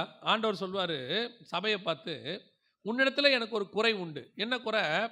நீ ஆதியிலே கொண்டிருந்த அன்பை விட்டாய் என்று உன் பேரில் எனக்கு ஒரு, அவர் ஆதியில் ஒரு அன்பை வச்சு நீ ஒரு ஓட்டம் ஸ்டார்ட் பண்ண. இப்போ அந்த அன்பு என் மேலே இல்லை, இப்போ அந்த அன்பு வேற யார் மேலேயே போயிருச்சு. உன் விஷன் மாறிடுச்சு. நீ என்ன பார்க்கும் போது என்ன நேசம் செலுத்த, இப்போ விஷன் மாறிடுச்சு, வேற எதையோ நேசிக்க தொடங்கிட்டேன்னு அர்த்தம். இது விசுவாசிக்கு, ஊழியக்காரனுக்கு ஆரம்பிக்கும் போது கர்த்தர் ஒரு விஷன் கொடுப்பாரு. அந்த விஷன் கடைசி வரைக்கும் அதான் விஷன். அழைத்த அழைப்பும் கிருபா வரங்களும் மாறாதவைகள். இன்னைக்கு அப்படியே கொஞ்சம் கொஞ்சமா மாறிடுது, எல்லாம் கொஞ்சம் கொஞ்சமா மாறுது. ஆண்டவரை ஃபர்ஸ்ட் தேடி வரும்போது நம்ம சொல்ற வார்த்தை என்ன தெரியுமா? எனக்கு எதுவும் வேணாங்க, ஆண்டவர் போதும். இதானே உங்களுடைய விஷன். எனக்கு எது இல்லாட்டியும் பரவாயில்ல, ஆண்டவர் போதும். இந்த விஷன் சாகிற வரைக்கும் இதான விஷன். எப்ப கேட்டாலும் நீ என்ன சொல்லணும்? எனக்கு ஆண்டவர் போதுங்க, எனக்கு ஆண்டவர் போதுங்க, இதான சொல்லணும். 10 வருஷம் கழிச்சு விஷன் மாறுது. உங்க விஷன் என்ன? எப்படியாவது ஒரு வீடு கட்டிடணுங்க. உன்னோட விஷனே மாறிடுச்சு. ஊழியக்காரனை கேளுங்க, எப்படியாவது ஒரு சபை கட்டிடணுங்க. அப்ப சபை கட்டுறது தப்பா? சபை கட்டுறது தப்பு இல்லை. சபை என்பது என் ஊழியத்துக்கான ஒரு தேவை. வீடு என்பது நான் வாழ்றதுக்கான ஒரு தேவை. என் தேவை விஷனாய் மாறக்கூடாது. இங்கதான் பிரச்சனை இருக்குது. ஒரு காலகட்டம் கழிச்சு உங்க விஷன் என்ன? எப்படியாவது என் பொண்ணுக்கு பையனுக்கு கல்யாணம் பண்ணா போதும். ஆபிரகாமுக்கு எது விஷன்? கர்த்தர் என்ன சொல்லி கூப்பிட்டாரு? கானானுக்கு போ சொல்லி கூப்பிட்டாரு. அப்ப கடைசி வரைக்கும் ஆபிரகாமுக்கு எது விஷன்? கானான் தான் விஷன். திடீர்னு 15ஆம் அதிகாரத்தில் ஆண்டவர்கிட்ட கேட்கிறாரு, ஆண்டவரே எங்கிட்ட எல்லாம் இருக்குது, பிள்ளை இல்லையே. ஏப்பா அப்போ அவரோட விஷன் எந்த பக்கம் திரும்பிடுச்சு? எல்லாருக்கும் பிள்ளை இருக்குது, எனக்கு பிள்ளை இல்லையே. இந்த எல்லாருக்கும் பிள்ளை இருக்குதுன்னு தான் ஆகார் ஞாபகம் வருது. சரி, இந்த அம்மாவை கொடுக்குறாங்க, நம்ம ஏன் பிள்ளை பெற்றுக்கூடாது? என் விஷன் காணானாவே இருந்துச்சுன்னா நடுவில் பிள்ளை வந்தா என்ன, வராட்டி என்ன, சொன்னவர் அதை நிறைவேற்றுகிற வரைக்கும் என் விஷன் மாறாது. அதுக்கு நடுவில் ஒரு பிள்ளையை கொடுப்பாரு, அவர் கொடுக்கும்போது நான் வாங்கிக்கிறேன். இன்னைக்கு நிறைய பேருடைய விஷன் மாறினதுனால என்ன ஆயிடுச்சு? தரிசனம் போச்சு, கண்கள் இருளடைஞ்சிருச்சு. கண்கள் இன்னைக்கு இருளடைஞ்சு போச்சு. இன்னைக்கு கண்கள் எல்லாம் முழுக்க என்ன இருக்குது? இருள்னா பாவம்னு அர்த்தம், இருள்னா உலகம்னு அர்த்தம். இருளில் இருக்கிற ஜனங்கள் பெரிய வெளிச்சத்தை கண்டார்கள். காரணம், ஜனங்க இருளுக்கு போயிட்டாங்க. வெளிச்சம் என்பது பரலோகம், இருள் என்பது உலகம். இன்னைக்கு உலகம் வந்து மூடிருச்சு கண்ணை, வெளிச்சம் இல்லை, கர்த்தருடைய வெளிச்சம் இல்லை. இன்னைக்கு ஆவிக்குரிய தரிசனம் இல்லை. ஆவிக்குரிய வாழ்க்கையில் இருக்கிறவனுக்கே ஆவிக்குரிய தரிசனம் இல்லை. அத்தனை பேருடைய விஷனையும் கேட்டு பாருங்க. ஒரு ஊழியக்காரர் ஒரு கூட்டத்துக்கு போயிருந்தோம். 1.5 மணி நேரம் செய்தி எடுத்து முடிச்ச உடனே அவர் சொன்னார், அண்ணே இந்த செய்தியில் எனக்கு ஒன்று நல்லா தெரிஞ்சிருச்சுண்ணே. என்ன தெரிஞ்சிருச்சு? ஆண்டவர் ரொம்ப சீக்கிரம் வரப்போறாரு. ஆமாம், எனக்காக ஒரு சின்ன ஜோம் பண்ணுங்கண்ணே. நான் நினச்சேன் இந்த வருகையில் போகணுன்னு சொல்லி அவர் என்ன செய்ய போகிறாரு, ஜோம் பண்ண போகிறாரு. நானும் சந்தோஷமாக என்ன பாஸ்டர் ஜோம் பண்ணணும்னு கேட்டேன். அண்ணே ஆண்டவர் சீக்கிரம் வரப்போகிறான்னு தெரிஞ்சிருச்சு, அவர் வர்றதுக்குள்ள எப்படியாவது ஒரு இனோவா கார் மட்டும் நான் வாங்கிடணும்னு ஜோம் பண்ணுங்க. நான் நினச்சேன் என் 1.5 மணி நேரமும் வீணாக போச்சே. தலைமையே இப்படி இருந்துச்சுன்னா கீழே உட்காந்துருக்கிறதெல்லாம் எப்படி இருந்திருக்கும்? நான் யோசிச்சு பார்த்தேன். இன்னைக்கு என் விஷன் எது மேலே இருக்கு? நல்லா யோசிச்சு பாருங்க. எனக்கு ஆண்டவர் சொல்லி கொடுத்தாரு, பிசாசு இயேசு எவ்வளோ உயரத்துக்கு போனாலும் மேலே பார்க்கவே விட மாட்டான், கீழே பார்க்க சொல்லுவான். நல்லா கவனிங்க. ஃபஸ்ட்டு இயேசு வனாந்தரத்தில் இருப்பார். இருக்கும்போது அவன் சொல்லுவான், கல்லுகளை அப்பமாக்கி பூசி. கல் எங்கே இருக்குது? கீழே இருக்கு. இப்போ அடுத்து அவன் தேவாலயத்தின் உப்பரைக்கு கூட்டிகிட்டு போயிட்டான். ஒரு படி மேலே போயிட்டான். ஆண்டவர் அங்கே போயிட்டார். இப்போ சொல்கிறான் கீழே குதியும். அடுத்து இப்போ எங்கே பார்க்க சொல்கிறான்? கீழே பார்க்க. அடுத்து மலைக்கு மேலே போயிட்டார். இப்போ சொல்கிறான் உலகத்தின் ராஜ்யங்கள் எல்லாவற்றையும் காண்பித்தார். அதுவும் எங்கே தான் இருக்குது? ஒரு நாளும் பிசாசு உங்களை மேலே பார்க்கவே விடமாட்டான். நீங்கள் எவ்வளோ உயரம் போனாலும் அவ்வளோ உயரத்துக்கும் உங்களை கீழே தான் பார்க்க சொல்லுவான். கீழே பாரு. நீங்கள் எந்த உயரத்துக்கு போனாலும் அதுக்கு கீழே பார்க்க சொல்லுவான். ஆனால் நீ எப்போவுமே மேலே மட்டும்தான் பார்த்துக்கிட்டே இருக்கணும். நீ எவ்வளோ உயரத்துக்கு போனாலும் கீழே பார்க்கவே கூடாது. ஒன்று என்னுடைய டெஸ்டினேஷன் மேலே. நான் பரலோகத்துக்கு போகிறவன். எனக்கு கீழே நிறையா இருக்குது, உலகமே இருக்கு, எனக்கு கீழே இந்த கேலக்சியே இருக்கு. அத்தனையும் கொடுத்தாலும் சரி, என் பார்வை கீழே இல்லை, என் பார்வை மேலே. இந்த தாட் இருந்தால் தான் உன் கண்கள் வெளிச்சமாகும், இல்லைனா இருள் வந்துடும். இன்னைக்கு அப்படியே விஷன் மாறிடுச்சு நிறைய பேருக்கு. கொஞ்சம் கீழே இருக்கிற வரைக்கும் பசியில், பஞ்சத்தில், பட்டினியில் கர்த்தருக்கு உண்மையாக இருப்பாங்க. கர்த்தருக்கு எப்படி இருப்பாங்க? உண்மையாக இருப்பாங்க. அப்படி சொல்லுவாங்க, என்ன ஆனாலும் பரவாயில்லைங்க, செத்தாலும் ஆண்டவர் தாங்க, செத்தாலும் ஆண்டவர் தான். ஆண்டவர் பாப்பாரு, நமக்கு ஒரு வைராக்கியமுள்ள ஒருத்தன் கிடச்சி விட்டான்டா அப்படின்னு சொல்லி ஆண்டவர் ஒரு படி அப்படி மேலே தூக்கி உட்கார வைப்பார். கொஞ்சம் ஆசீர்வாதம் அப்படின்னு வந்து காரெல்லாம் வந்துடும். கர்த்தர் கொடுத்துருவார். பையன் ஓடி ஓடி வரான் சர்ச்சுக்கு. ஆராதனைக்கு சரியான நேரத்துக்கு பஸ்ஸு பிடிச்சி வரான். பஸ்ஸு இல்லாட்டி ஓடி வரான், வேர்க்க விறுவிறுக்க வரான். இவனை தாண்டா ஆசீர்வதிக்கணும்னு ஆசீர்வதிச்சு கார் கொடுத்த உடனே 10 நிமிஷம் லேட். 10 நிமிஷம் கண்டிப்பாக லேட். என்ன பிரதர் லேட்? பாஸ்டர் கேட்பார். எங்கே பாஸ்டர்? பயங்கர டிராஃபிக்கு. என்ன பண்ண சொல்கிறீங்க? 1/2 மணி நேரத்துக்கு முன்னாடி கிளம்புனா கூட லேட்டாக தான் வருது. ஆண்டவர் பார்ப்பார். ஆனாலும் காணிக்க தசமபாகம் எல்லாம் நல்லா தான் கொடுக்குறான், ஒழுங்காக தான் இருக்கான். பாவம் டிராஃபிக்கில் தான் லேட்டாக வரான் போல. சரி, இவனை இன்னும் கொஞ்சம் ஆசீர்வதிப்போம், வீடு வீடு கொடுப்பான். கொடுத்து பிஸ்னஸ் ஆசீர்வதிச்சு கொஞ்சம் அப்படி பெருக பண்ண உடனே வாரத்தில் 2 ஞாயிற்றுக்கிழமை தான் வருவான். 2 ஞாயிற்றுக்கிழமை மனைவியை கொண்டு வந்து இறக்கி விட்டுட்டு போயிடுவான். இவெல்லாம் அவுட்ஸ்டாண்டிங் மெம்பர், வெளியே விட்டுட்டு போயிடுவார். என்ன பிரதர் வரவே இல்லை? பிரதர் ஞாயிற்றுக்கிழமையும் கர்த்தர் ஆசீர்வதிக்கிறார் பாஸ்டர், அன்னைக்கும் பிஸியாக இருக்கு. கம்யூனியன் வாரம் மட்டும் வந்துடுவேன் பாஸ்டர், எங்கே இருந்தாலும் அதை மட்டும் மிஸ் பண்ணவே மாட்டேன். என்ன பரிசுத்தம் பாருங்க. இப்போ இவன் எப்படி ஆயிட்டான்? மேலே போக போக கீழே பார்க்குற கூட்டம். ஒரு காலத்தில் ஞாயிற்றுக்கிழமை வைராகியம், ஒரு வேலை பார்க்க மாட்டேன், ஒன்றும் செய்ய மாட்டேன், கர்த்தருக்காக ஓடி வந்துடுவேன். ஏன்? போனால் போகுது பிரதர். ஏன்னா அன்றைக்கி வியாபாரம் 100 ரூபா தான். போனால் போகுது பிரதர், கர்த்தருக்காக 100 ரூபா. ஆனால் அன்றைக்கி 100 ரூபா ரொம்ப முக்கியம். கர்த்தர் ஆசீர்வதிச்சு 1 லட்ச ரூபா கொடுத்த உடனே மனைவி பிள்ளைகளை, நீ போ, முடியத்துக்குள்ளே வந்துடுறேன். ஏன்? 1 லட்ச ரூபா ஒரு கான்ட்ராக்ட். ஏங்க ஆராதனைங்க கர்த்தர் கொடுக்கும்போது விடக்கூடாது, புரியுதா உனக்கு? கர்த்தர் ஞாயிற்றுக்கிழமை காலையில் ஆராதனை நேரத்தில் தான் 1 லட்ச ரூபா கொடுத்து அனுப்புவாரா? யோசிச்சு பாருங்க. நிறைய பேர் இருக்கான். அப்படியே மேலே போக போக கர்த்தர் கொடுக்குற நேரம் என்ன செய்யுது? குறைஞ்சிக்கிட்டே வருது. உன் விஷன் மாறக்கூடாது. ஆதியில நீ கர்த்தர் மேலே என்ன அன்பில் இருந்தையோ அதே அன்பில் தான் இருக்கணும். அதே அன்பு. இன்னும் சொல்ல போனால் போக போக அந்த அன்பு கூடிக்கிட்டே போகணும். தாவீதுக்கும் சவுலுக்கும் என்ன தெரியுமா வித்தியாசம்? சவுல் மாதிரி ஒரு நல்ல மனுஷனை நீங்கள் பார்க்கவே முடியாது. நீங்கள் முதல்ல எடுத்து பாருங்கள், ராஜாவாகிறதுக்கு முன்னாடி பாருங்கள், அவங்ககிட்ட நல்ல குட் குவாலிட்டிஸ் நல்லா இருக்கும். ஒரு ஊழியக்காரனை பார்க்க போவான். பார்க்க போகும்போது கூட இருக்கிற ஃப்ரெண்டு சொல்லுவான், இங்கே ஒரு ஞானதிஷ்டிக்காரன் இருக்கிறான், அவனை பார்ப்போன்னு. அவன் சொல்லுவான், நம்ம கையில் ஒன்றுமே இல்லையே, ஒரு ஊழியக்காரனை பார்க்கும்போது வெறுங்கையாவா போகிறதுன்னு கேட்பான். எவ்வளோ பெரிய குணம் பாருங்க. ஆனால் ஒரு ஊழியக்காரனை பார்த்தா ஏதாவது கொடுக்கணுங்கிற எண்ணம் யாருக்கு இருக்குது? சவுலுக்கு இருக்கு. ரெண்டாவது, அவனை பேலியாளின் மக்கள்லாம் சேர்ந்து திட்டுவாங்க. வசனம் சொல்லுது, அவன் காது கேளாதவனை போல இருந்தான். சொல்லுவான், விட்றா பேசுகிறவன் பேஸ்ட் போட்டு விடு, ஏதோ ஒரு பெரிய விஷயமா விட்டு தள்ளு. எவ்வளோ பெரிய குவாலிட்டி பாருங்க.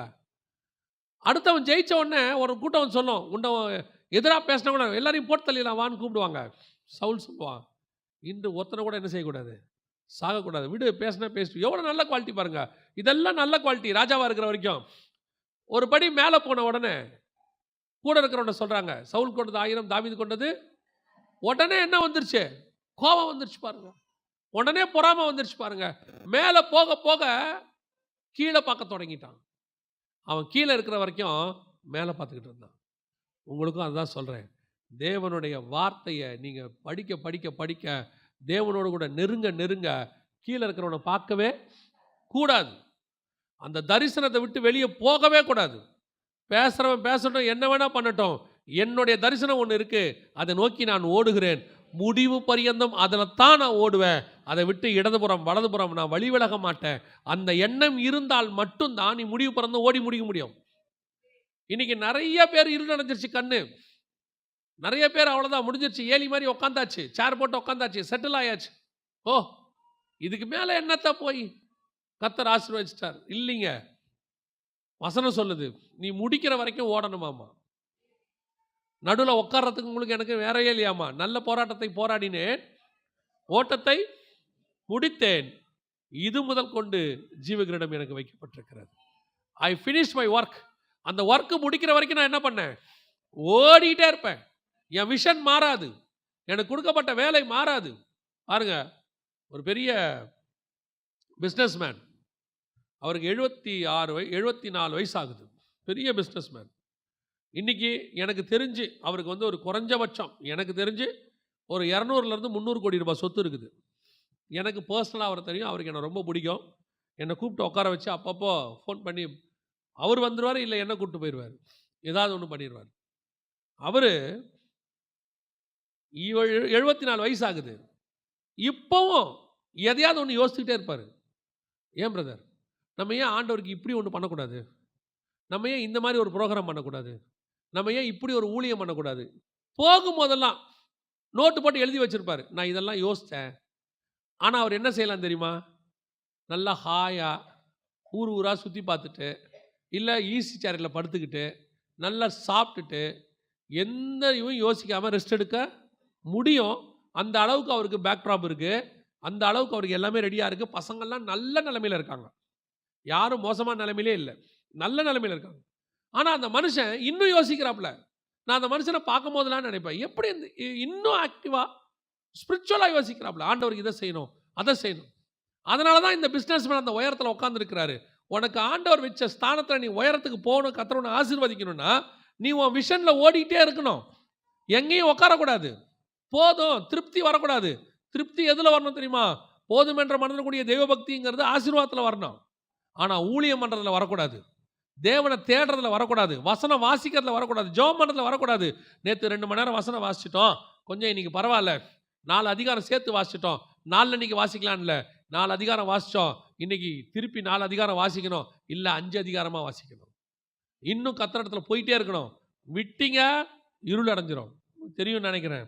எந்த ஒரு காரியத்தையும் நீங்கள் ரொம்ப யூஸ் பண்ணாமல் இருந்து பாருங்கள், புது பொருளாகவே இருக்கட்டும், யூஸ் பண்ணாமல் இருங்க, அந்த பொருள் என்னவாகும்? வேஸ்ட்டாக போயிடும், தூசி படியும். ஒரு நாள் அதை யூஸ் பண்ணுறது கஷ்டமாயிரும். ஒருத்தர் சொன்னாங்க, ஒரு ஜென்ரேட்டர் ஒன்று வாங்கணும். வாங்கின பிறகு அந்த ஜென்ரேட்டருக்காரங்க சொன்னாங்க, சார் வாரத்தில் 2 நாளாவது கண்டிப்பாக என்ன செய்யணும், அதை யூஸ் பண்ணணும். ஸ்டார்ட் பண்ணி ஒரு 10 நிமிஷம் ஓட விட்டு ஆஃப் பண்ணுங்க. அப்படியே வச்சிங்கன்னா அது என்ன ஆயிரும்? இல்லைங்க, நான் கேட்டேன் புது ஜென்ரேட்டருங்க. இல்லை, நீ புது ஜென்ரேட்டராக இருந்தாலும் என்ன பண்ணணும்? ஒரு 10 நிமிஷம் ஆன் பண்ணி விடுங்க, இல்லைன்னா கெட்டு போயிடும். ஒரு மிஷின் ஒரு 10 நிமிஷம் ஓடாமல் ஒரு வாரம் ஃபுல்லாக சும்மா இருந்தாலே கெட்டு போகுமானால், உன் ஆத்மா சும்மா இருந்தால் நிச்சயம் கெட்டு போகும். கர்த்தருக்கு முன்னாடி ஆக்டிவாக ஓடிட்டே இருக்கணும். கர்த்தருக்கு முன்னாடி ஏதாவது ஒன்று செஞ்சிட்டே இருக்கணும். இந்த கர்த்தரை விட்டு தூரம் போகிற ரெண்டாவது அனுபவம் என்ன தெரியுமா? உன் விஷனை விட்டு போகிறது, உன் தரிசனத்தை விட்டு போகிறது. கண்கள் இருள் அடைஞ்சிருச்சு, வெளிச்சம் இல்லாமல் போயிடுச்சு. இதுதான் ரெண்டாவது நிலைமை இஸ்ரவேலுக்கு. முதலாவது கர்த்தருடைய வார்த்தை அபூர்வம், ரெண்டாவது தரிசனம் போச்சு. கடைசியா நியாயாதிபதிகள் புஸ்தகம் 21ஆம் அதிகாரம் 25வது வசனம் வாசி. அந்நாட்களிலே இஸ்ரவேலிலே ராஜா இல்லை, அவன் தன் தன் பார்வைக்கு சரியான போனபடி. அப்படின்னா என்ன அர்த்தம் தெரியுமா? இஸ்ரவேலுக்கு ராஜா யாருன்னா தேவன் தான் ராஜா. சாமுவேல் போய் சாமுவேல்கிட்ட ஜனங்கள்லாம் கேட்டு எங்களுக்கு ராஜா வேணும்னு கேட்பாங்க. ராஜா வேணும்னு கேட்ட உடனே சாமுவேலுக்கு ரொம்ப துக்கமாயிடுச்சு. என்னடா இது, நம்ம தான் இப்போ எப்படி இருக்கிறோம், இஸ்ரவேலுக்கு ராஜா மாதிரி இருக்கிறோம், இவங்க புது ராஜா கேட்குறாங்களே, அப்படின்னா இவங்க யாரை வேணான்றாங்க, என்ன வேணான்றாங்க அப்படின்னு நினச்சிட்டு ரொம்ப துக்கமாக இருக்கிறார். ஆண்டவர் கூப்பிட்டார், என்ன சாமுவேல் ரொம்ப துக்கமாக இருக்கிறியா? ஒன்றுமே பேசாமல் ஆண்டவரே சொல்லிட்டாரு, அவர்கள் உன்னை அல்ல என்னை தள்ளினார்கள். அப்படின்னா டே இஸ்ரவேலுக்கு நீ கூட ராஜா இல்லை, தப்பாக நினச்சிக்காத, நான் தான் ராஜா. இஸ்ரவேலுக்கு நான் தான் ராஜா. அவங்க எனக்கு பதிலாக தான் வேற ஆளை கேட்குறாங்க, உனக்கு பதிலாக வேற ஆளை கேட்கல. நீ நியாயாதிபதி தான், ராஜா கிடையாது, நான் தான் ராஜா. அப்போ இஸ்ரவேலில் ராஜா இல்லைன்னா என்ன அர்த்தம்? அவங்கள பொறுத்த வரைக்கும் ஒரு ராஜா பூமியில் இல்லை. ஆனால் ஆவிக்குரிய விதத்தில் இஸ்ரவேலில் யார் இல்லை? தேவன் இல்லை. தேவன் தூரம் போயிட்டாரு. ஏன் கர்த்தருடைய வார்த்தை அபூர்வமாக இருந்துச்சு? ஏன் கர்த்தருடைய வார்த்தை அபூர்வமாக போச்சு? ஏன் தரிசனம் இருள் அடைஞ்சிருச்சுன்னா இஸ்ரவேலில் யார் இல்லை? தேவன் இல்லை. தேவன் இல்லாத சபையில் வார்த்தை அபூர்வமாக இருக்கும். தேவன் இல்லாத சபை இருளடைந்து போகும். நிறைய சபைகளுக்குள்ள இன்னைக்கு தேவன் கிடையாது, தேவன் போயிட்டார், கர்த்தர் இல்லை, கர்த்தருடைய ஆளுமை இல்லை. ராஜா இல்லைன்னா என்ன அர்த்தம்? கர்த்தருடைய ஆளுமை. கர்த்தர் சபையை ஆளல. சபையை யார் ஆண்டுகிட்டு இருக்கிறா? நிறைய சபையை கமிட்டி ஆண்டுகிட்டு இருக்கு, நிறைய சபையை சுயநீதி ஆண்டுகிட்டு இருக்குது, நிறைய சபையை மனுஷன் ஆண்டுகிட்டு இருக்கிறான், நிறைய ஊழியங்களை ட்ரஸ்ட் ஆண்டுகிட்டு இருக்குது. ஆனால் கர்த்தர் ஆளலை.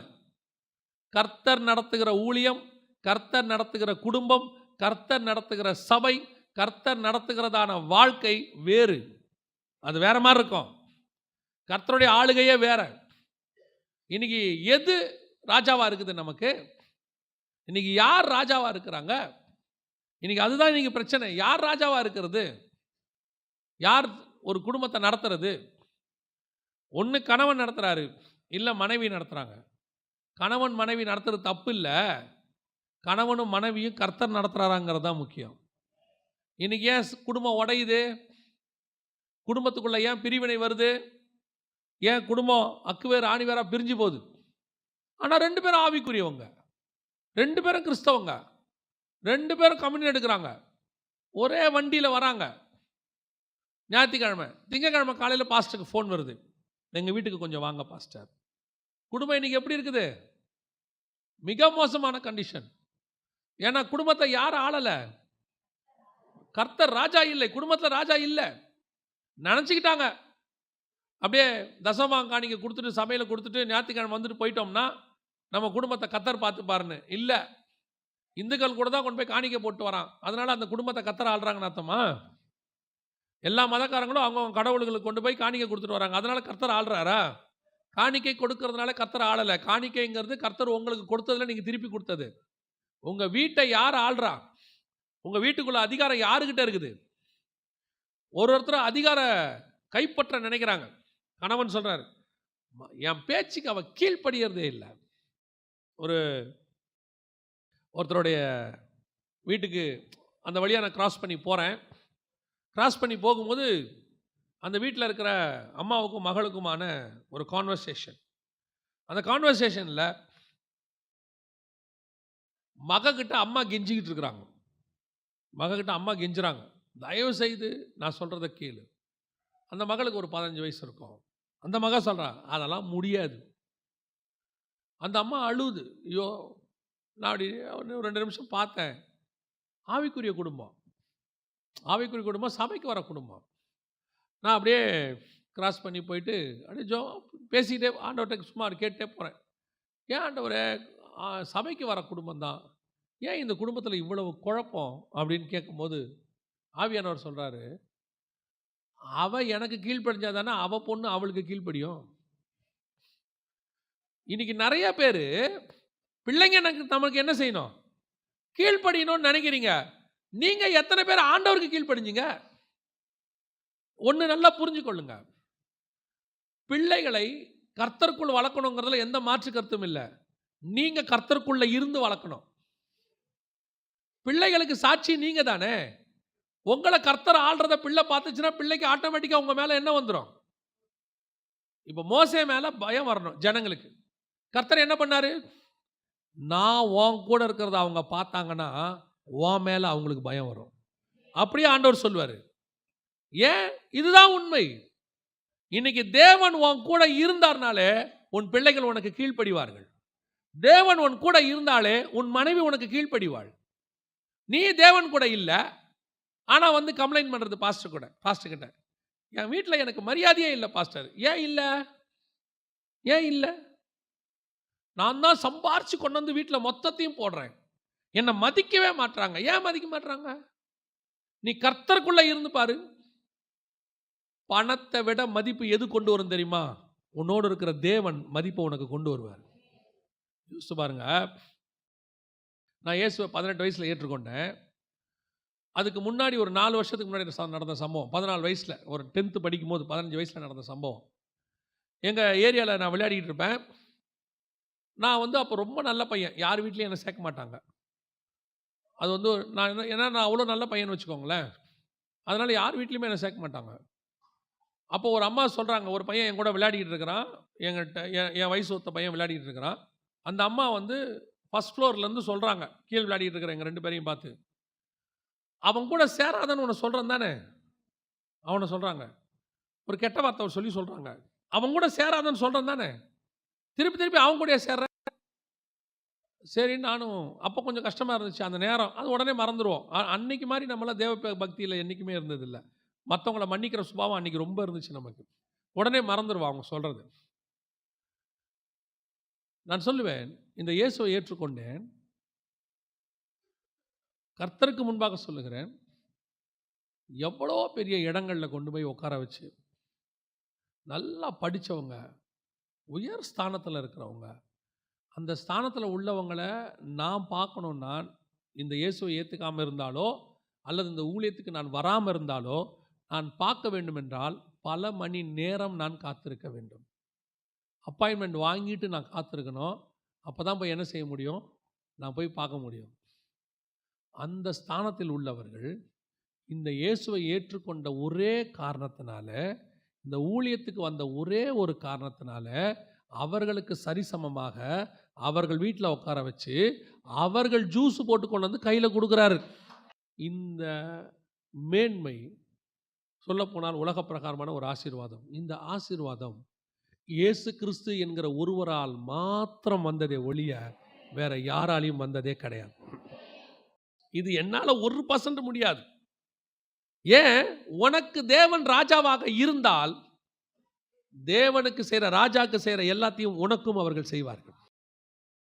உன் குடும்பம் இன்னைக்கு யாரால ஆளப்படுது?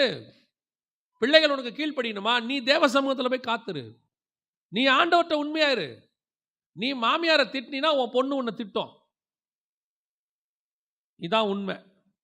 மாமியாரை திட்டிவிட்டு மகளை, நீ ஏன் என்னை ஏற்று பேசுறன்னா, அப்புறமா நீ ஜெபம் பண்ணும்போது கர்த்தர் சொல்வார், நீ உனக்கு மேலே உள்ளதை திட்டின, உனக்கு கீழே உள்ளது உன்னை திட்டுது. அவ்வளோதான் விஷயம். நீ உனக்கு மேலே உள்ளவங்களுக்கு மரியாதை கொடு, உனக்கு கீழே உள்ளது உனக்கு தானாக மரியாதை கொடுக்கும். அதை கொடுக்க கர்த்தர் வைப்பார், வேற யாரும் வைக்க மாட்டாங்க. கர்த்தர் வைப்பார். உன் மேலே ஒரு ஆவிக்குரிய பயம் வரும். அந்த பயத்தை கர்த்தர் உண்டாக்குவார். ஆகாப்பு ஒரு பெரிய தேசத்துக்கே ராஜா இல்லையா? ஒரு நாட்டுக்கு ராஜா. எலியாங்கிறவன் யாரு? 2 ட்ரெஸ் கூட கிடையாது, ஒரே ட்ரெஸ் தான். என்ன வஸ்திரம்?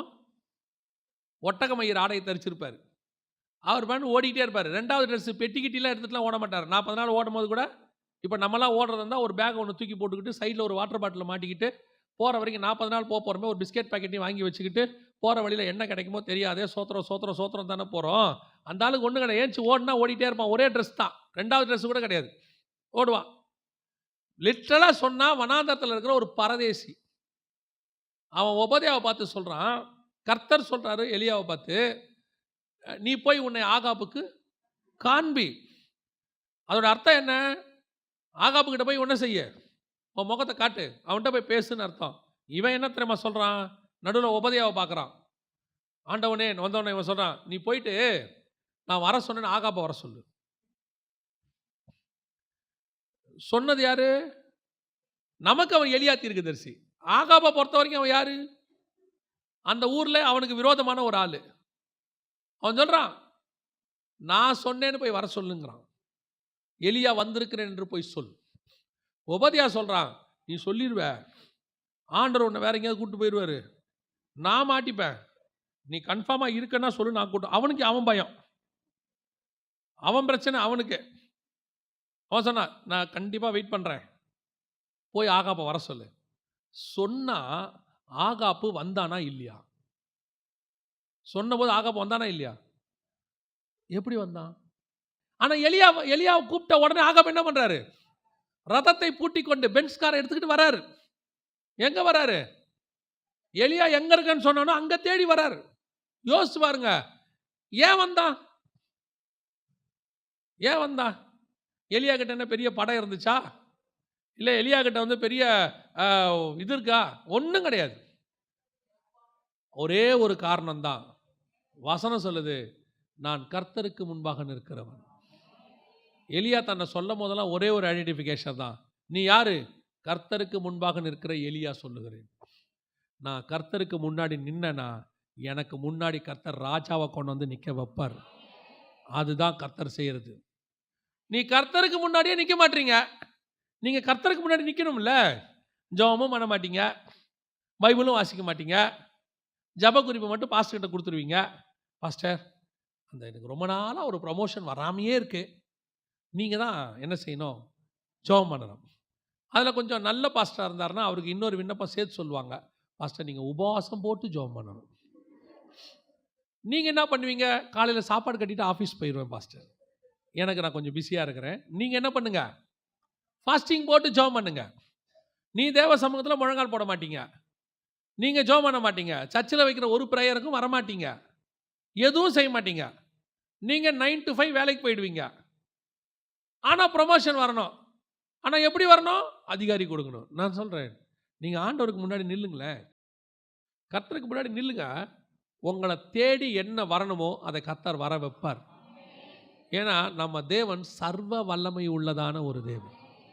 இன்றைக்கி நம்மளுடைய வீடுகளில் ஏன் பிரச்சனை? ஒருவேளை இதை நீங்கள் எப்படி எடுத்துக்கிறீங்கன்னு தெரியாது. நான் என்னுடைய அனுபவத்தை வச்சு நான் உங்களுக்கு சொல்கிறேன். கர்த்தர் உங்களுக்கு ஒரு காரியத்தை செய்ய சொன்னாருன்னா, கர்த்தர் உங்கள் கூட இருப்பார்னா, நீங்கள் எதை குறித்தும் கவலைப்பட வேண்டிய அவசியமே கிடையாது. நான் சொல்கிறது கவர்மெண்ட்டில் கூட. எங்களுக்கு ஒரு பைபிள் காலேஜ் ஆண்டவர் கட்ட சொன்னார். நான் கட்டி முடிச்சிட்டோம். நான் முடித்ததுனால உங்களுக்கு சொல்கிறேன். கட்ட சொன்னார். வெறும் கிரவுண்டு கூட எங்ககிட்ட கிடையாது, ஒரு கிரவுண்டு கூட கிடையாது. அந்த காலத்தில் ஆண்டவர் சொன்னார், உனக்கு ஒரு காலேஜ் தருவேன்னு சொல்லி, அதில் நீ இந்த சத்தியத்தை போதிக்கணும்னு ஆண்டவர் சொன்னார். சரி ஆண்டவரே. ஒருத்தர் வந்தார், திடீர்னு அவர் வந்தார், ஒரு லேண்டை ஃப்ரீயாக கொடுத்தாரு, உங்கள் ஊழியத்துக்கு தரணும்னு.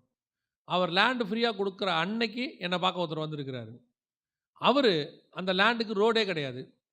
அவர் அதை கேட்டுட்டு ரோடு போட்டு கொடுக்குறேன்னு அவராக சொன்னார். இந்த மாதிரி ஒவ்வொன்றும் தானாக நடந்து இன்றைக்கி பைபிள் காலேஜ் ரெடி ஆகி ஃபுல்லாக நிற்கிது. இதில் என்ன பெரிய ஆச்சரியம்னா, இன்னும் நான் ஒரு கவர்மெண்ட் ஆஃபீஸுக்கு படி ஏறவே இல்லை. ஒரு கவர்மெண்ட் ஆஃபீஸுக்கு போய் இன்னும் நான் பிளானுக்காகவோ எதுக்காகவோ நிற்கவே இல்லை. அத்தனையும் தானாய் நடந்து முடிஞ்சிருச்சு. இன்னைக்கு பில்டிங் அப்ரூவல் வரைக்கும், டாக்ஸ் வரைக்கும் கட்டி முடிச்சாச்சு. இன்னைய வரைக்கும் ஒரு கவர்மெண்ட் ஆஃபீஸுக்கு நான் போனதே கிடையாது. திடீர்னு ஒரு நாள் பார்க்குறேன், ஒரு கவர்மெண்ட் ஆஃபீஸர் ஒருத்தர் வந்து எங்கள் பைபிள் காலேஜ் வாசலில் நிற்கிறார். நான் கேட்டேன், நீங்கள் யார்? இல்லை, நான் இந்த மாதிரி கவர்மெண்ட் ஹெல்த் டிபார்ட்மெண்ட்லேருந்து வந்திருக்கேன். என்ன விஷயம்? இல்லை, எங்களுடைய சீஃப் உங்களை பார்க்க வரணும், இங்கே வராரு. சீஃப் ஏன் பார்க்க வராரு, அவர் யார் அப்படின்னு சொன்னோம். தெரில, உங்களை பார்க்க வராரு, நாளைக்கு காலைல 10 மணிக்கு வராரு. அவங்க வராங்க, வந்து அவங்க சொல்கிறாங்க, நான் உங்களுடைய ரிலேஷன் தான், உங்களை பற்றி கேள்விப்பட்டேன், டிவியில் மெசேஜ் பார்த்தேன். இவங்க வராங்கன்னு சொன்ன உடனே அந்த இடத்துல இருக்கிற எல்லாரும் அலாட் ஆகிட்டான். இப்போ போனோம்னாலே, ஓ நீங்கள் அவங்களுடைய சொந்தக்காரங்களாமே, நம்ம தேடி போவே இல்லை. தெரியாத சொந்தக்காரன் நம்மளை தேடி வந்து பார்த்துட்டு போகிறான். சுற்றி நடக்கிற தேவையெல்லாம் தானாக நடக்குது. சொல்கிறது புரியுதா உங்களுக்கு? தேவன் உன் கூட இருந்தார்னா போதும், எல்லாம் தானாக நடக்கும். ஏன்னா நமக்கு தேவனுக்கு முன்பாக வழிவாசலை அடைக்கிற அதிகாரம் ஒரு பயலுக்கும் கிடையவே கிடையாது. அவர் ஒருவரும் திறக்கக்கூடாதபடிக்கு பூட்டுகிறவரும், ஒருவரும் பூட்டக்கூடாதபடிக்கு திறக்கிறவரும் சொல்லுகிறார். அல்லேலூயா. உடன்படிக்கை பெட்டி தேசத்தை விட்டு போச்சுன்னா மகிமை போச்சு. ஏன் மகிமை போகுது? கர்த்தருடைய வார்த்தை அபூர்வமாக இருந்துச்சு, அவருடைய தரிசனம் போயிருச்சு. கடைசியாக தேசத்தில் யார் இல்லை? ராஜா இல்லை. அதனால தான் தேசத்தை விட்டு என்ன போச்சு? மகிமை போச்சு. இன்றைக்கி சபையை விட்டு, வீட்டை விட்டு, உன்னையும் விட்டு மகிமை போகுதுன்னா காரணம், முதலாவது உன்னிடத்துல கர்த்தருடைய வார்த்தை குறைஞ்சி போச்சுன்னு அர்த்தம், அபூர்வமாயிருச்சுன்னு அர்த்தம். ரெண்டாவது, கர்த்தருடைய தரிசனத்தை விட்டு நீ தூரம் போயிட்டேன்னு அர்த்தம். கடைசியாக உன்னிடத்துல தேவனுடைய ஆளுகை இல்லை, நீ மனுஷ ஆளுகைக்கு போயிட்டேன்னு அர்த்தம். இன்றைக்கி நிறைய சபைகள், நிறைய குடும்பங்கள், நிறைய ஊழியங்கள் ஏதோ ஒரு மனுஷனுடைய ஆளுகைக்கு உட்பட்டு தான் நடக்குது. அவங்க சொல்கிறபடி, இவங்க சொல்கிறபடி. ஒரு பெரிய ஊழியக்காரர், எனக்கு அவரை நினச்சி ரொம்ப வருத்தமாயிருச்சு. கிட்டத்தட்ட 15 லட்சம் ரூபாயை கொண்டு போய் ஒரு ஆள்கிட்ட கொடுத்துட்டாரு அப்ரூவலுக்கு. 15 லட்சம் வாங்கினவன் போயிட்டான், அவ்வளோதான். அவர் இன்னைய வரைக்கும் சொல்கிறாரு, அவர் பேச்சை கேட்டு தாங்க நான் கொடுத்தேன், அவர் பேச்சை கேட்டு தான் கொடுத்தேன். 5 லட்ச ரூபா போச்சு. நான் சொல்கிறேன், கர்த்தர் உன்னை ஆளுகிறார் என்று சொன்னால் ஒரு பைசா கூட கர்த்தர் உன்னை விரயம் பண்ண விடவே மாட்டார்.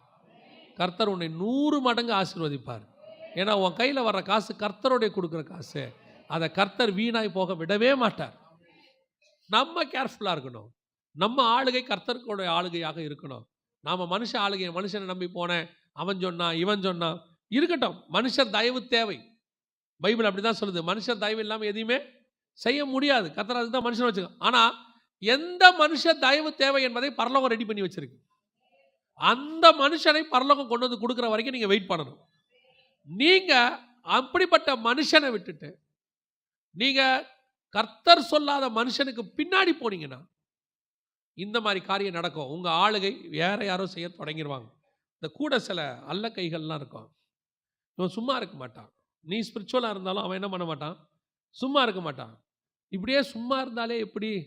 நீங்கள் யாராவது இப்படி நம்ம ஏதாவது முயற்சி பண்ணோம், அவரை போய் பார்ப்போம், இவரை போய் பார்ப்போம். நான் ஒரே ஒரு சாட்சியை மாத்திரம் சொல்லிட்டு முடிக்க விரும்புகிறேன், கவனிங்க. சமீபத்தில் ஒரு சபை கட்டுவதற்கு ஒரு ஊழியக்காரருக்கு ஆண்டவர் உணர்த்தினார், உனக்கு நான் ஒரு இடம் கொடுக்குறேன் அப்படின்னு. சொன்ன மாதிரியே ஒரு லேண்டு சேல்ஸ்க்கு வந்துச்சு. சேல்ஸ்க்கு வந்த உடனே அந்த லேண்டுடைய விலை வந்து கிட்டத்தட்ட ஒரு 40-45 லட்சம், 54 லட்சத்தோடு வந்துச்சு. அப்போ இந்த ஊழியக்காரர் வந்து இதை சொல்கிறார் சர்ச்சில் இப்படி அப்படின்னு. உடனே உடனடியாக ஒரு 10 பேர் வந்தாங்க. பாஸ்டர், சபையில் உள்ள மிக முக்கியமான ஆட்கள், நல்ல வேலையில் இருக்கிறவங்க. பாஸ்டர், நாம் நாளைக்கு ஒரு கமிட்டி மாதிரி ஒன்று ஃபார்ம் பண்ணி ஒரு மீட்டிங் போடுவோம் பாஸ்டர், இது விஷயமா பேசுவோம். உடனடியாக பாஸ்டருக்கும் சந்தோஷமாகப்பட்டது. ஐயோ, 10 பேரை கர்த்தர் எழுப்பி இருக்கிறார் அப்படின்னு வந்தாங்க. மறுநாள் காலையில் எல்லாம் பேச ஆரம்பித்தாங்க. அதில் எல்லாரும் சொன்னாங்க, பாஸ்டர், நாங்கள் 10 பேரும் ஆளுக்கு 5 லட்சம் கொடுக்குறோம். எங்களோட பேங்க்கில், எங்களுடைய ஆஃபீஸில் லோன் போட்டு 50 லட்சம் உடனே வாங்கிடுங்க. கொஞ்சம் கொஞ்சமாக எங்களுக்கு நீங்கள் கடனை என்ன செய்யுங்க, அடைச்சிருங்க. முதல்ல இடத்த வாங்கிடுவோம் அப்படின்னு அவங்க சொல்கிறாங்க. ஆண்டவர் சொல்கிறாராம், அந்த இடத்த விட்டு எழுந்திரிச்சு வெளியே போன்னு சொன்னாராம். அவங்க சொல்கிறாங்க 50 லட்சம் கொடுக்குறேன்றாங்க. கர்த்தர் என்ன சொல்கிறாரு? அந்த இடத்த விட்டு எழுந்திரிச்சு வெளியே போ அப்படின்னு. இவர் உடனே என்ன பண்ணார்? சரியா, இது விஷயமா நம்ம ஜோம் பண்ணுவோம், கர்த்தர் செய்வார் அப்படின்ட்டு ஜோம் பண்ணிட்டு கிளம்பிட்டார். மறுநாள் இவர் ஆராதனை, ஞாயிற்றுக்கிழமை ஆராதனை, மறுநாள் ஆராதனைக்கு வந்துட்டார். ஆராதனைக்கு வந்த உடனே முடிச்சுட்டு வீட்டுக்கு போயிட்டார். முடிச்சுட்டு போனோன்னு ஒரு ஃபோன் வருது. பாஸ்டர், உங்கள் காணிக்கை பெட்டியில் நாங்கள் காணிக்கை போட்டோம், எடுத்துட்டீங்களான்னு கேட்டோம். நீங்கள் யார்? நாங்கள் கொஞ்சம் தூரத்துலேருந்து வந்தோம், ஆண்டவர் உங்களுக்கு ஒரு காணிக்கை கொடுக்க சொன்னார், நீங்கள் எடுத்துட்டீங்களா? இல்லைங்க, நான் பொதுவாக திங்கக்கிழமை தான் காணிக்கையை போய் எடுப்பேன். இல்லை, நீங்கள் தயவு செஞ்சு இப்போ போய் எடுத்துருங்க பாஸ்டர். பாஸ்டர் போகிறாரு, காணிக்கை பெட்டியை திறந்து பார்க்குறாரு, நல்ல ஒரு மூட்டை மாதிரி இருக்குது, சின்ன மூட்டை. திறந்து பார்க்குறாரு, முழுக்க நகை, ப்ளூ நகை. கொண்டு போய் அந்த நகையை கொண்டு போய் சேல்ஸ் பண்ணுறாரு. கிட்டத்தட்ட அந்த லேண்டுக்கு தேவையான எல்லாமே மொத்தம் அங்கே வந்துருந்துருச்சு, மொத்த காசு வந்துருந்துச்சு. ஆண்டவர் சொன்னாராம், நான் லேண்டு தரேன்னா நானே வாங்கி உனக்கு தருவேன். நீ அவங்ககிட்ட போய் மாட்டின, கடன் அடைக்கிற வரைக்கும் நீ அவனுக்கு அடிமை. உன்னை அவன் ஆள தொடங்கிடுவான். இன்றைக்கி நிறைய பேர் அப்படித்தான், கொடுக்கும்போது கொடுத்துட்டு அப்புறம் கழுத்தை பிடிப்பான். நீங்கள் எல்லாமே தேவசித்தம் இல்லை, பணம் வர எல்லா வழியும் தேவசித்தம் கிடையாது. தேவன் கொடுக்குற ஒரு வழி தான் இருக்குது, அதை கர்த்தர் தருவார். பலர் கொஞ்ச நேரத்தில் பிசாசு என்ன பண்ணுவான்னா, தேவன் கொடுக்கறதுக்கு முன்னாடி அவன் கொடுக்குற மாதிரி 2 பேர் அனுப்பி விட்டுருவான். அவன் சொல்லிடுவான், பாஸ்டர் சீப்பான வட்டி தான் பாஸ்டர், எல்லாரை விட 50 காசு கம்மியும்பான். அதுதான் ட்ராப். நான் சொல்கிறேன், என் அனுபவத்தில் சொல்கிறேன், கர்த்தர் உனக்கு கொடுக்குறாருன்னா அதில் ஒரு வேதனையும் இருக்கவே இருக்காது. உங்களை ஆளுகிறது ஒரு நாளும் மனுஷனாக இருக்கவே கூடாது. உங்களை ஆளுகிறது ராஜாவாக இருக்க வேண்டும். அல்லேலூயா. இப்போ கடைசியாக வாசிங்க, ஒரு வசனத்தை முடிக்கலாம். 2 சாமுவேல் 6ஆம் அதிகாரம் 11வது வசனத்தை வாசிங்க. கர்த்தருடைய பெர்த்தி கித்தியனாகிய ஓபேத் ஏதோமின் வீட்டிலே 3 மாதம் இருக்கையில் கர்த்தர் ஓபேத் ஏதோமையும் அவன் வீட்டார் அனைவரையும், அவ்வளோதாங்க விஷயமே. பெட்டி உங்ககிட்ட இருந்தா ஆசீர்வாதம் தானாய் வரும். அவ்வளோதான். நம்மக்கிட்ட நாம் செய்ய வேண்டியது ஒன்றே ஒன்று, பெட்டி நம்மக்கிட்ட இருக்கிற மாதிரி பத்திரமா பார்த்துக்கணும். தேவன் நம்மோடு இருக்கிற மாதிரி பத்திரமா பார்த்துக்கணும். அவ்வளோதான். நீ வேறு ஒன்றுமே செய்ய வேணாம், வேறு எதை பற்றியுமே நீ கவலையே பட வேண்டும். நூதனமாக யோசித்து புது புது பிளான் போட்டு, சிலர்லாம் அப்படியே வித்தியாசமாக யோசிப்பாங்க. அதை செய்யலாமா, இதை செய்யலாமா, இப்படி பண்ணலாமா, அப்படி பண்ணலாமா. நீ எப்படியும் பண்ண வேணாம். நீங்கள் கர்த்தருடைய பெட்டியை உங்கள் வீட்டில் பத்திரமா வச்சுக்க பாருங்க. உங்கள் வீட்டுக்குள்ளே கர்த்தர் இருக்கிறத மட்டும் கரெக்டாக கன்ஃபார்ம் பண்ணுங்க. நீங்கள் தேவனோட இருக்கிறத மட்டும் செய்யுங்க, மிச்சம் எல்லாத்தையும் பரலோகம் தானாக செய்யும். பரலோகம் வேற என்ன செய்ய போகுது? பரலோகம் உங்களுக்கு வேண்டும்ன்றதை தானாக செஞ்சிடும். கர்த்தர் கூட இருக்கணும். அவரையே தந்தவர் மற்ற எல்லாவற்றையும் அருளாதிருப்பது எப்படி? அவர் ஒருத்தர் உங்க கூட வந்துட்டார்னா எல்லாம் தானா வரும். கடைசி காலத்தில் உன்னை நூதனமாக ஏமாத்துற கூட்டம் ஒன்று வந்திருக்குது. உன்னை ஏமாத்துறாங்க, ஏமாறாது. நீங்க ஆண்டவர், அவ்வளோதான். மற்ற யாரும் உங்களை எதுவுமே செய்ய முடியாது. உனக்கு விரோதமாக யார் வேணாலும் பேசட்டும், யார் வேணாலும் எழும்பட்டும், என்ன வேணாலும் பண்ணட்டும், யூடியூப்பில் வீடியோ போடட்டும், உன்னை கேவலமாக பேசட்டும், உன் ஏரியாவில் உன்னை பற்றி என்ன வேணாலும் போஸ்ட் அடித்து ஓட்டட்டும், வாட் எவர் இட் இஸ், எதை பற்றியுமே கவலைப்படாதீங்க. உன் தேவனாகிய கர்த்தர் ஒருவர் உன்னோடு கூட இருந்தால் போதும். அவர் உன்னை முடிவு பரியந்தம் நடத்த வல்லமை உள்ளவராக இருக்கிறார். அல்லேலூயா. பெட்டி மட்டும் போயிடாம பத்திரமா பார்த்துக்கணும். பெட்டி போச்சு, மகிமை போச்சு. பெட்டி வந்துச்சு, ஆசீர்வாதம் வந்துருச்சு. பெட்டி உனக்குள்ளே வரணும்னா கர்த்தருடைய வார்த்தை உனக்குள்ளே வரணும். பெட்டி உன் கூடவே இருக்கணும்னா உன் தரிசனத்தில் நீ கரெக்டாக ஓடணும். பெட்டி உன் கூடவே இருக்கணும்னா உன் ஆளுமை ராஜா செய்கிற ஆளுமையாக இருக்கணும். அல்லேலூயா. நம்ம ஜெபம் பண்ண போகிறோம். தேவ சமூகத்தில் எல்லாரும் ஆண்டவர் நோக்கி பார்க்க போகிறோம். நன்றி ஆவியானவரே, தேங்க்யூ ஹோலி ஸ்பிரிட். உங்களை கொஞ்சம் ஆராய்ந்து பாருங்க. கர்த்தருடைய வார்த்தை உங்ககிட்ட இருக்குதா? வேதத்தை வாசிக்கிற வாஞ்சை இருக்குதா? இல்லை கடமைக்காக காலைல எழுந்திரிச்சு வாசிக்கிறீங்களா? இன்றைக்கி நிறைய பேர் கேட்பாங்க, இன்று பைபிள் வாசித்தீர்களா? உடனே அதுக்கு நான் பதில் சொல்லணுன்றதுக்காக பைபிள் வாசிக்கிறீங்களா? அப்படி பைபிள் வாசிக்கிறதுல பிரயோஜனம் இல்லைங்க. உட்காந்து சந்தோஷமா ஆவலா எப்படி ஒரு விருப்பமான உணவை வாஞ்சையாக உட்கொள்வோமோ அந்த மாதிரி கர்த்தருடைய வார்த்தையை உட்கொள்ளணும். உட்காந்து அதுக்குன்னு ஒரு டைம் கொடுக்கணும். அர்ஜென்ட்டாலாம் படிக்கக்கூடாது. அப்படியே பஸ்ஸில் போகும்போது படிச்சுட்டு போகக்கூடாது. அது தனியாக செய்யுங்க, தப்பு கிடையாது. ஆனால் வேதத்தை தியானிக்கிறதுக்குன்னு ஒரு நேரம் கொடுக்கணும். எல்லாத்துக்கும் நேரம் கொடுக்குறோம், ஆனால் கர்த்தருடைய வார்த்தைக்கு மட்டும் நேரம் கொடுக்கறதே இல்லை. உங்களுக்கு தெரியாது, கர்த்தருடைய வார்த்தை என்பது ஒரு மறைமுகமான ஒரு ஆசீர்வாதம். அதை படிச்சுக்கிட்டே இருக்கும்போது உங்களை அறியாமலேயே உங்களுக்குள்ள ஒரு ஹீலிங் நடக்கும். அதை படிச்சுக்கிட்டே இருக்கும்போது உங்களை அறியாமலேயே உங்களுக்குள்ள ஒரு டெலிவரன்ஸ் நடக்கும். ஏங்க அதுக்கு இதுக்கு என்ன சம்பந்தம்? அப்படித்தான், அதான் கர்த்தருடைய வார்த்தை. காலில் இருக்கிற வியாதிக்கு வாய் வழியாக மாத்திரை போட்டால் சரியாகும் நீ நம்புற, சரியும் ஆகுது. டாக்டர் சொல்கிறாரு, நீ போடுற, நம்புற.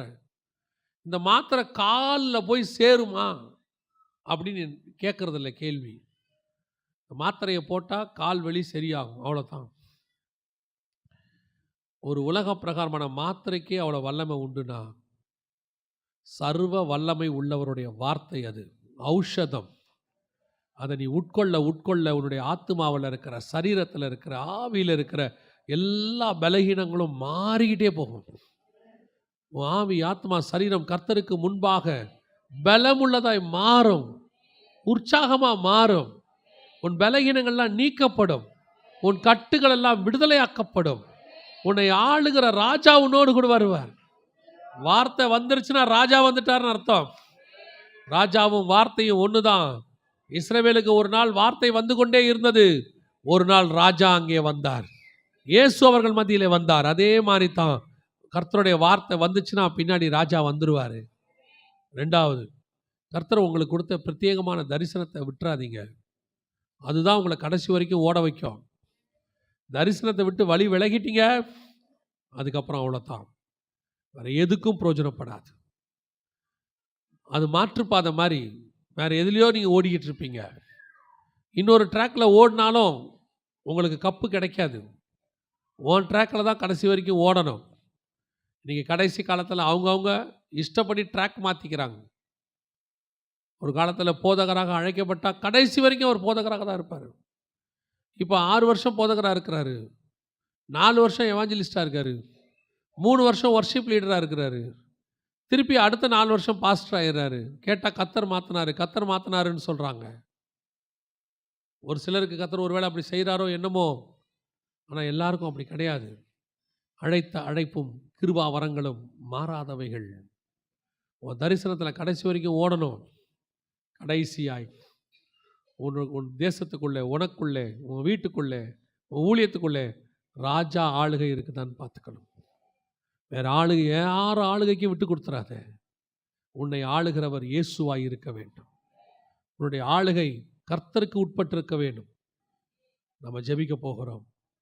இதில் ஏதாவது குறைவுகள் இருக்குமானால் இன்றைக்கி ஒப்பு கொடுங்க ஆண்டவர்கிட்ட. ஆண்டவரே, நான் இது வரைக்கும் சரியாக வேதம் வாசிக்கலை, கடமைக்காக தான் வாசித்தேன், இன்றைக்கி என்னை ஒப்பு கொடுக்குறேன்னு சொல்லுங்கள்.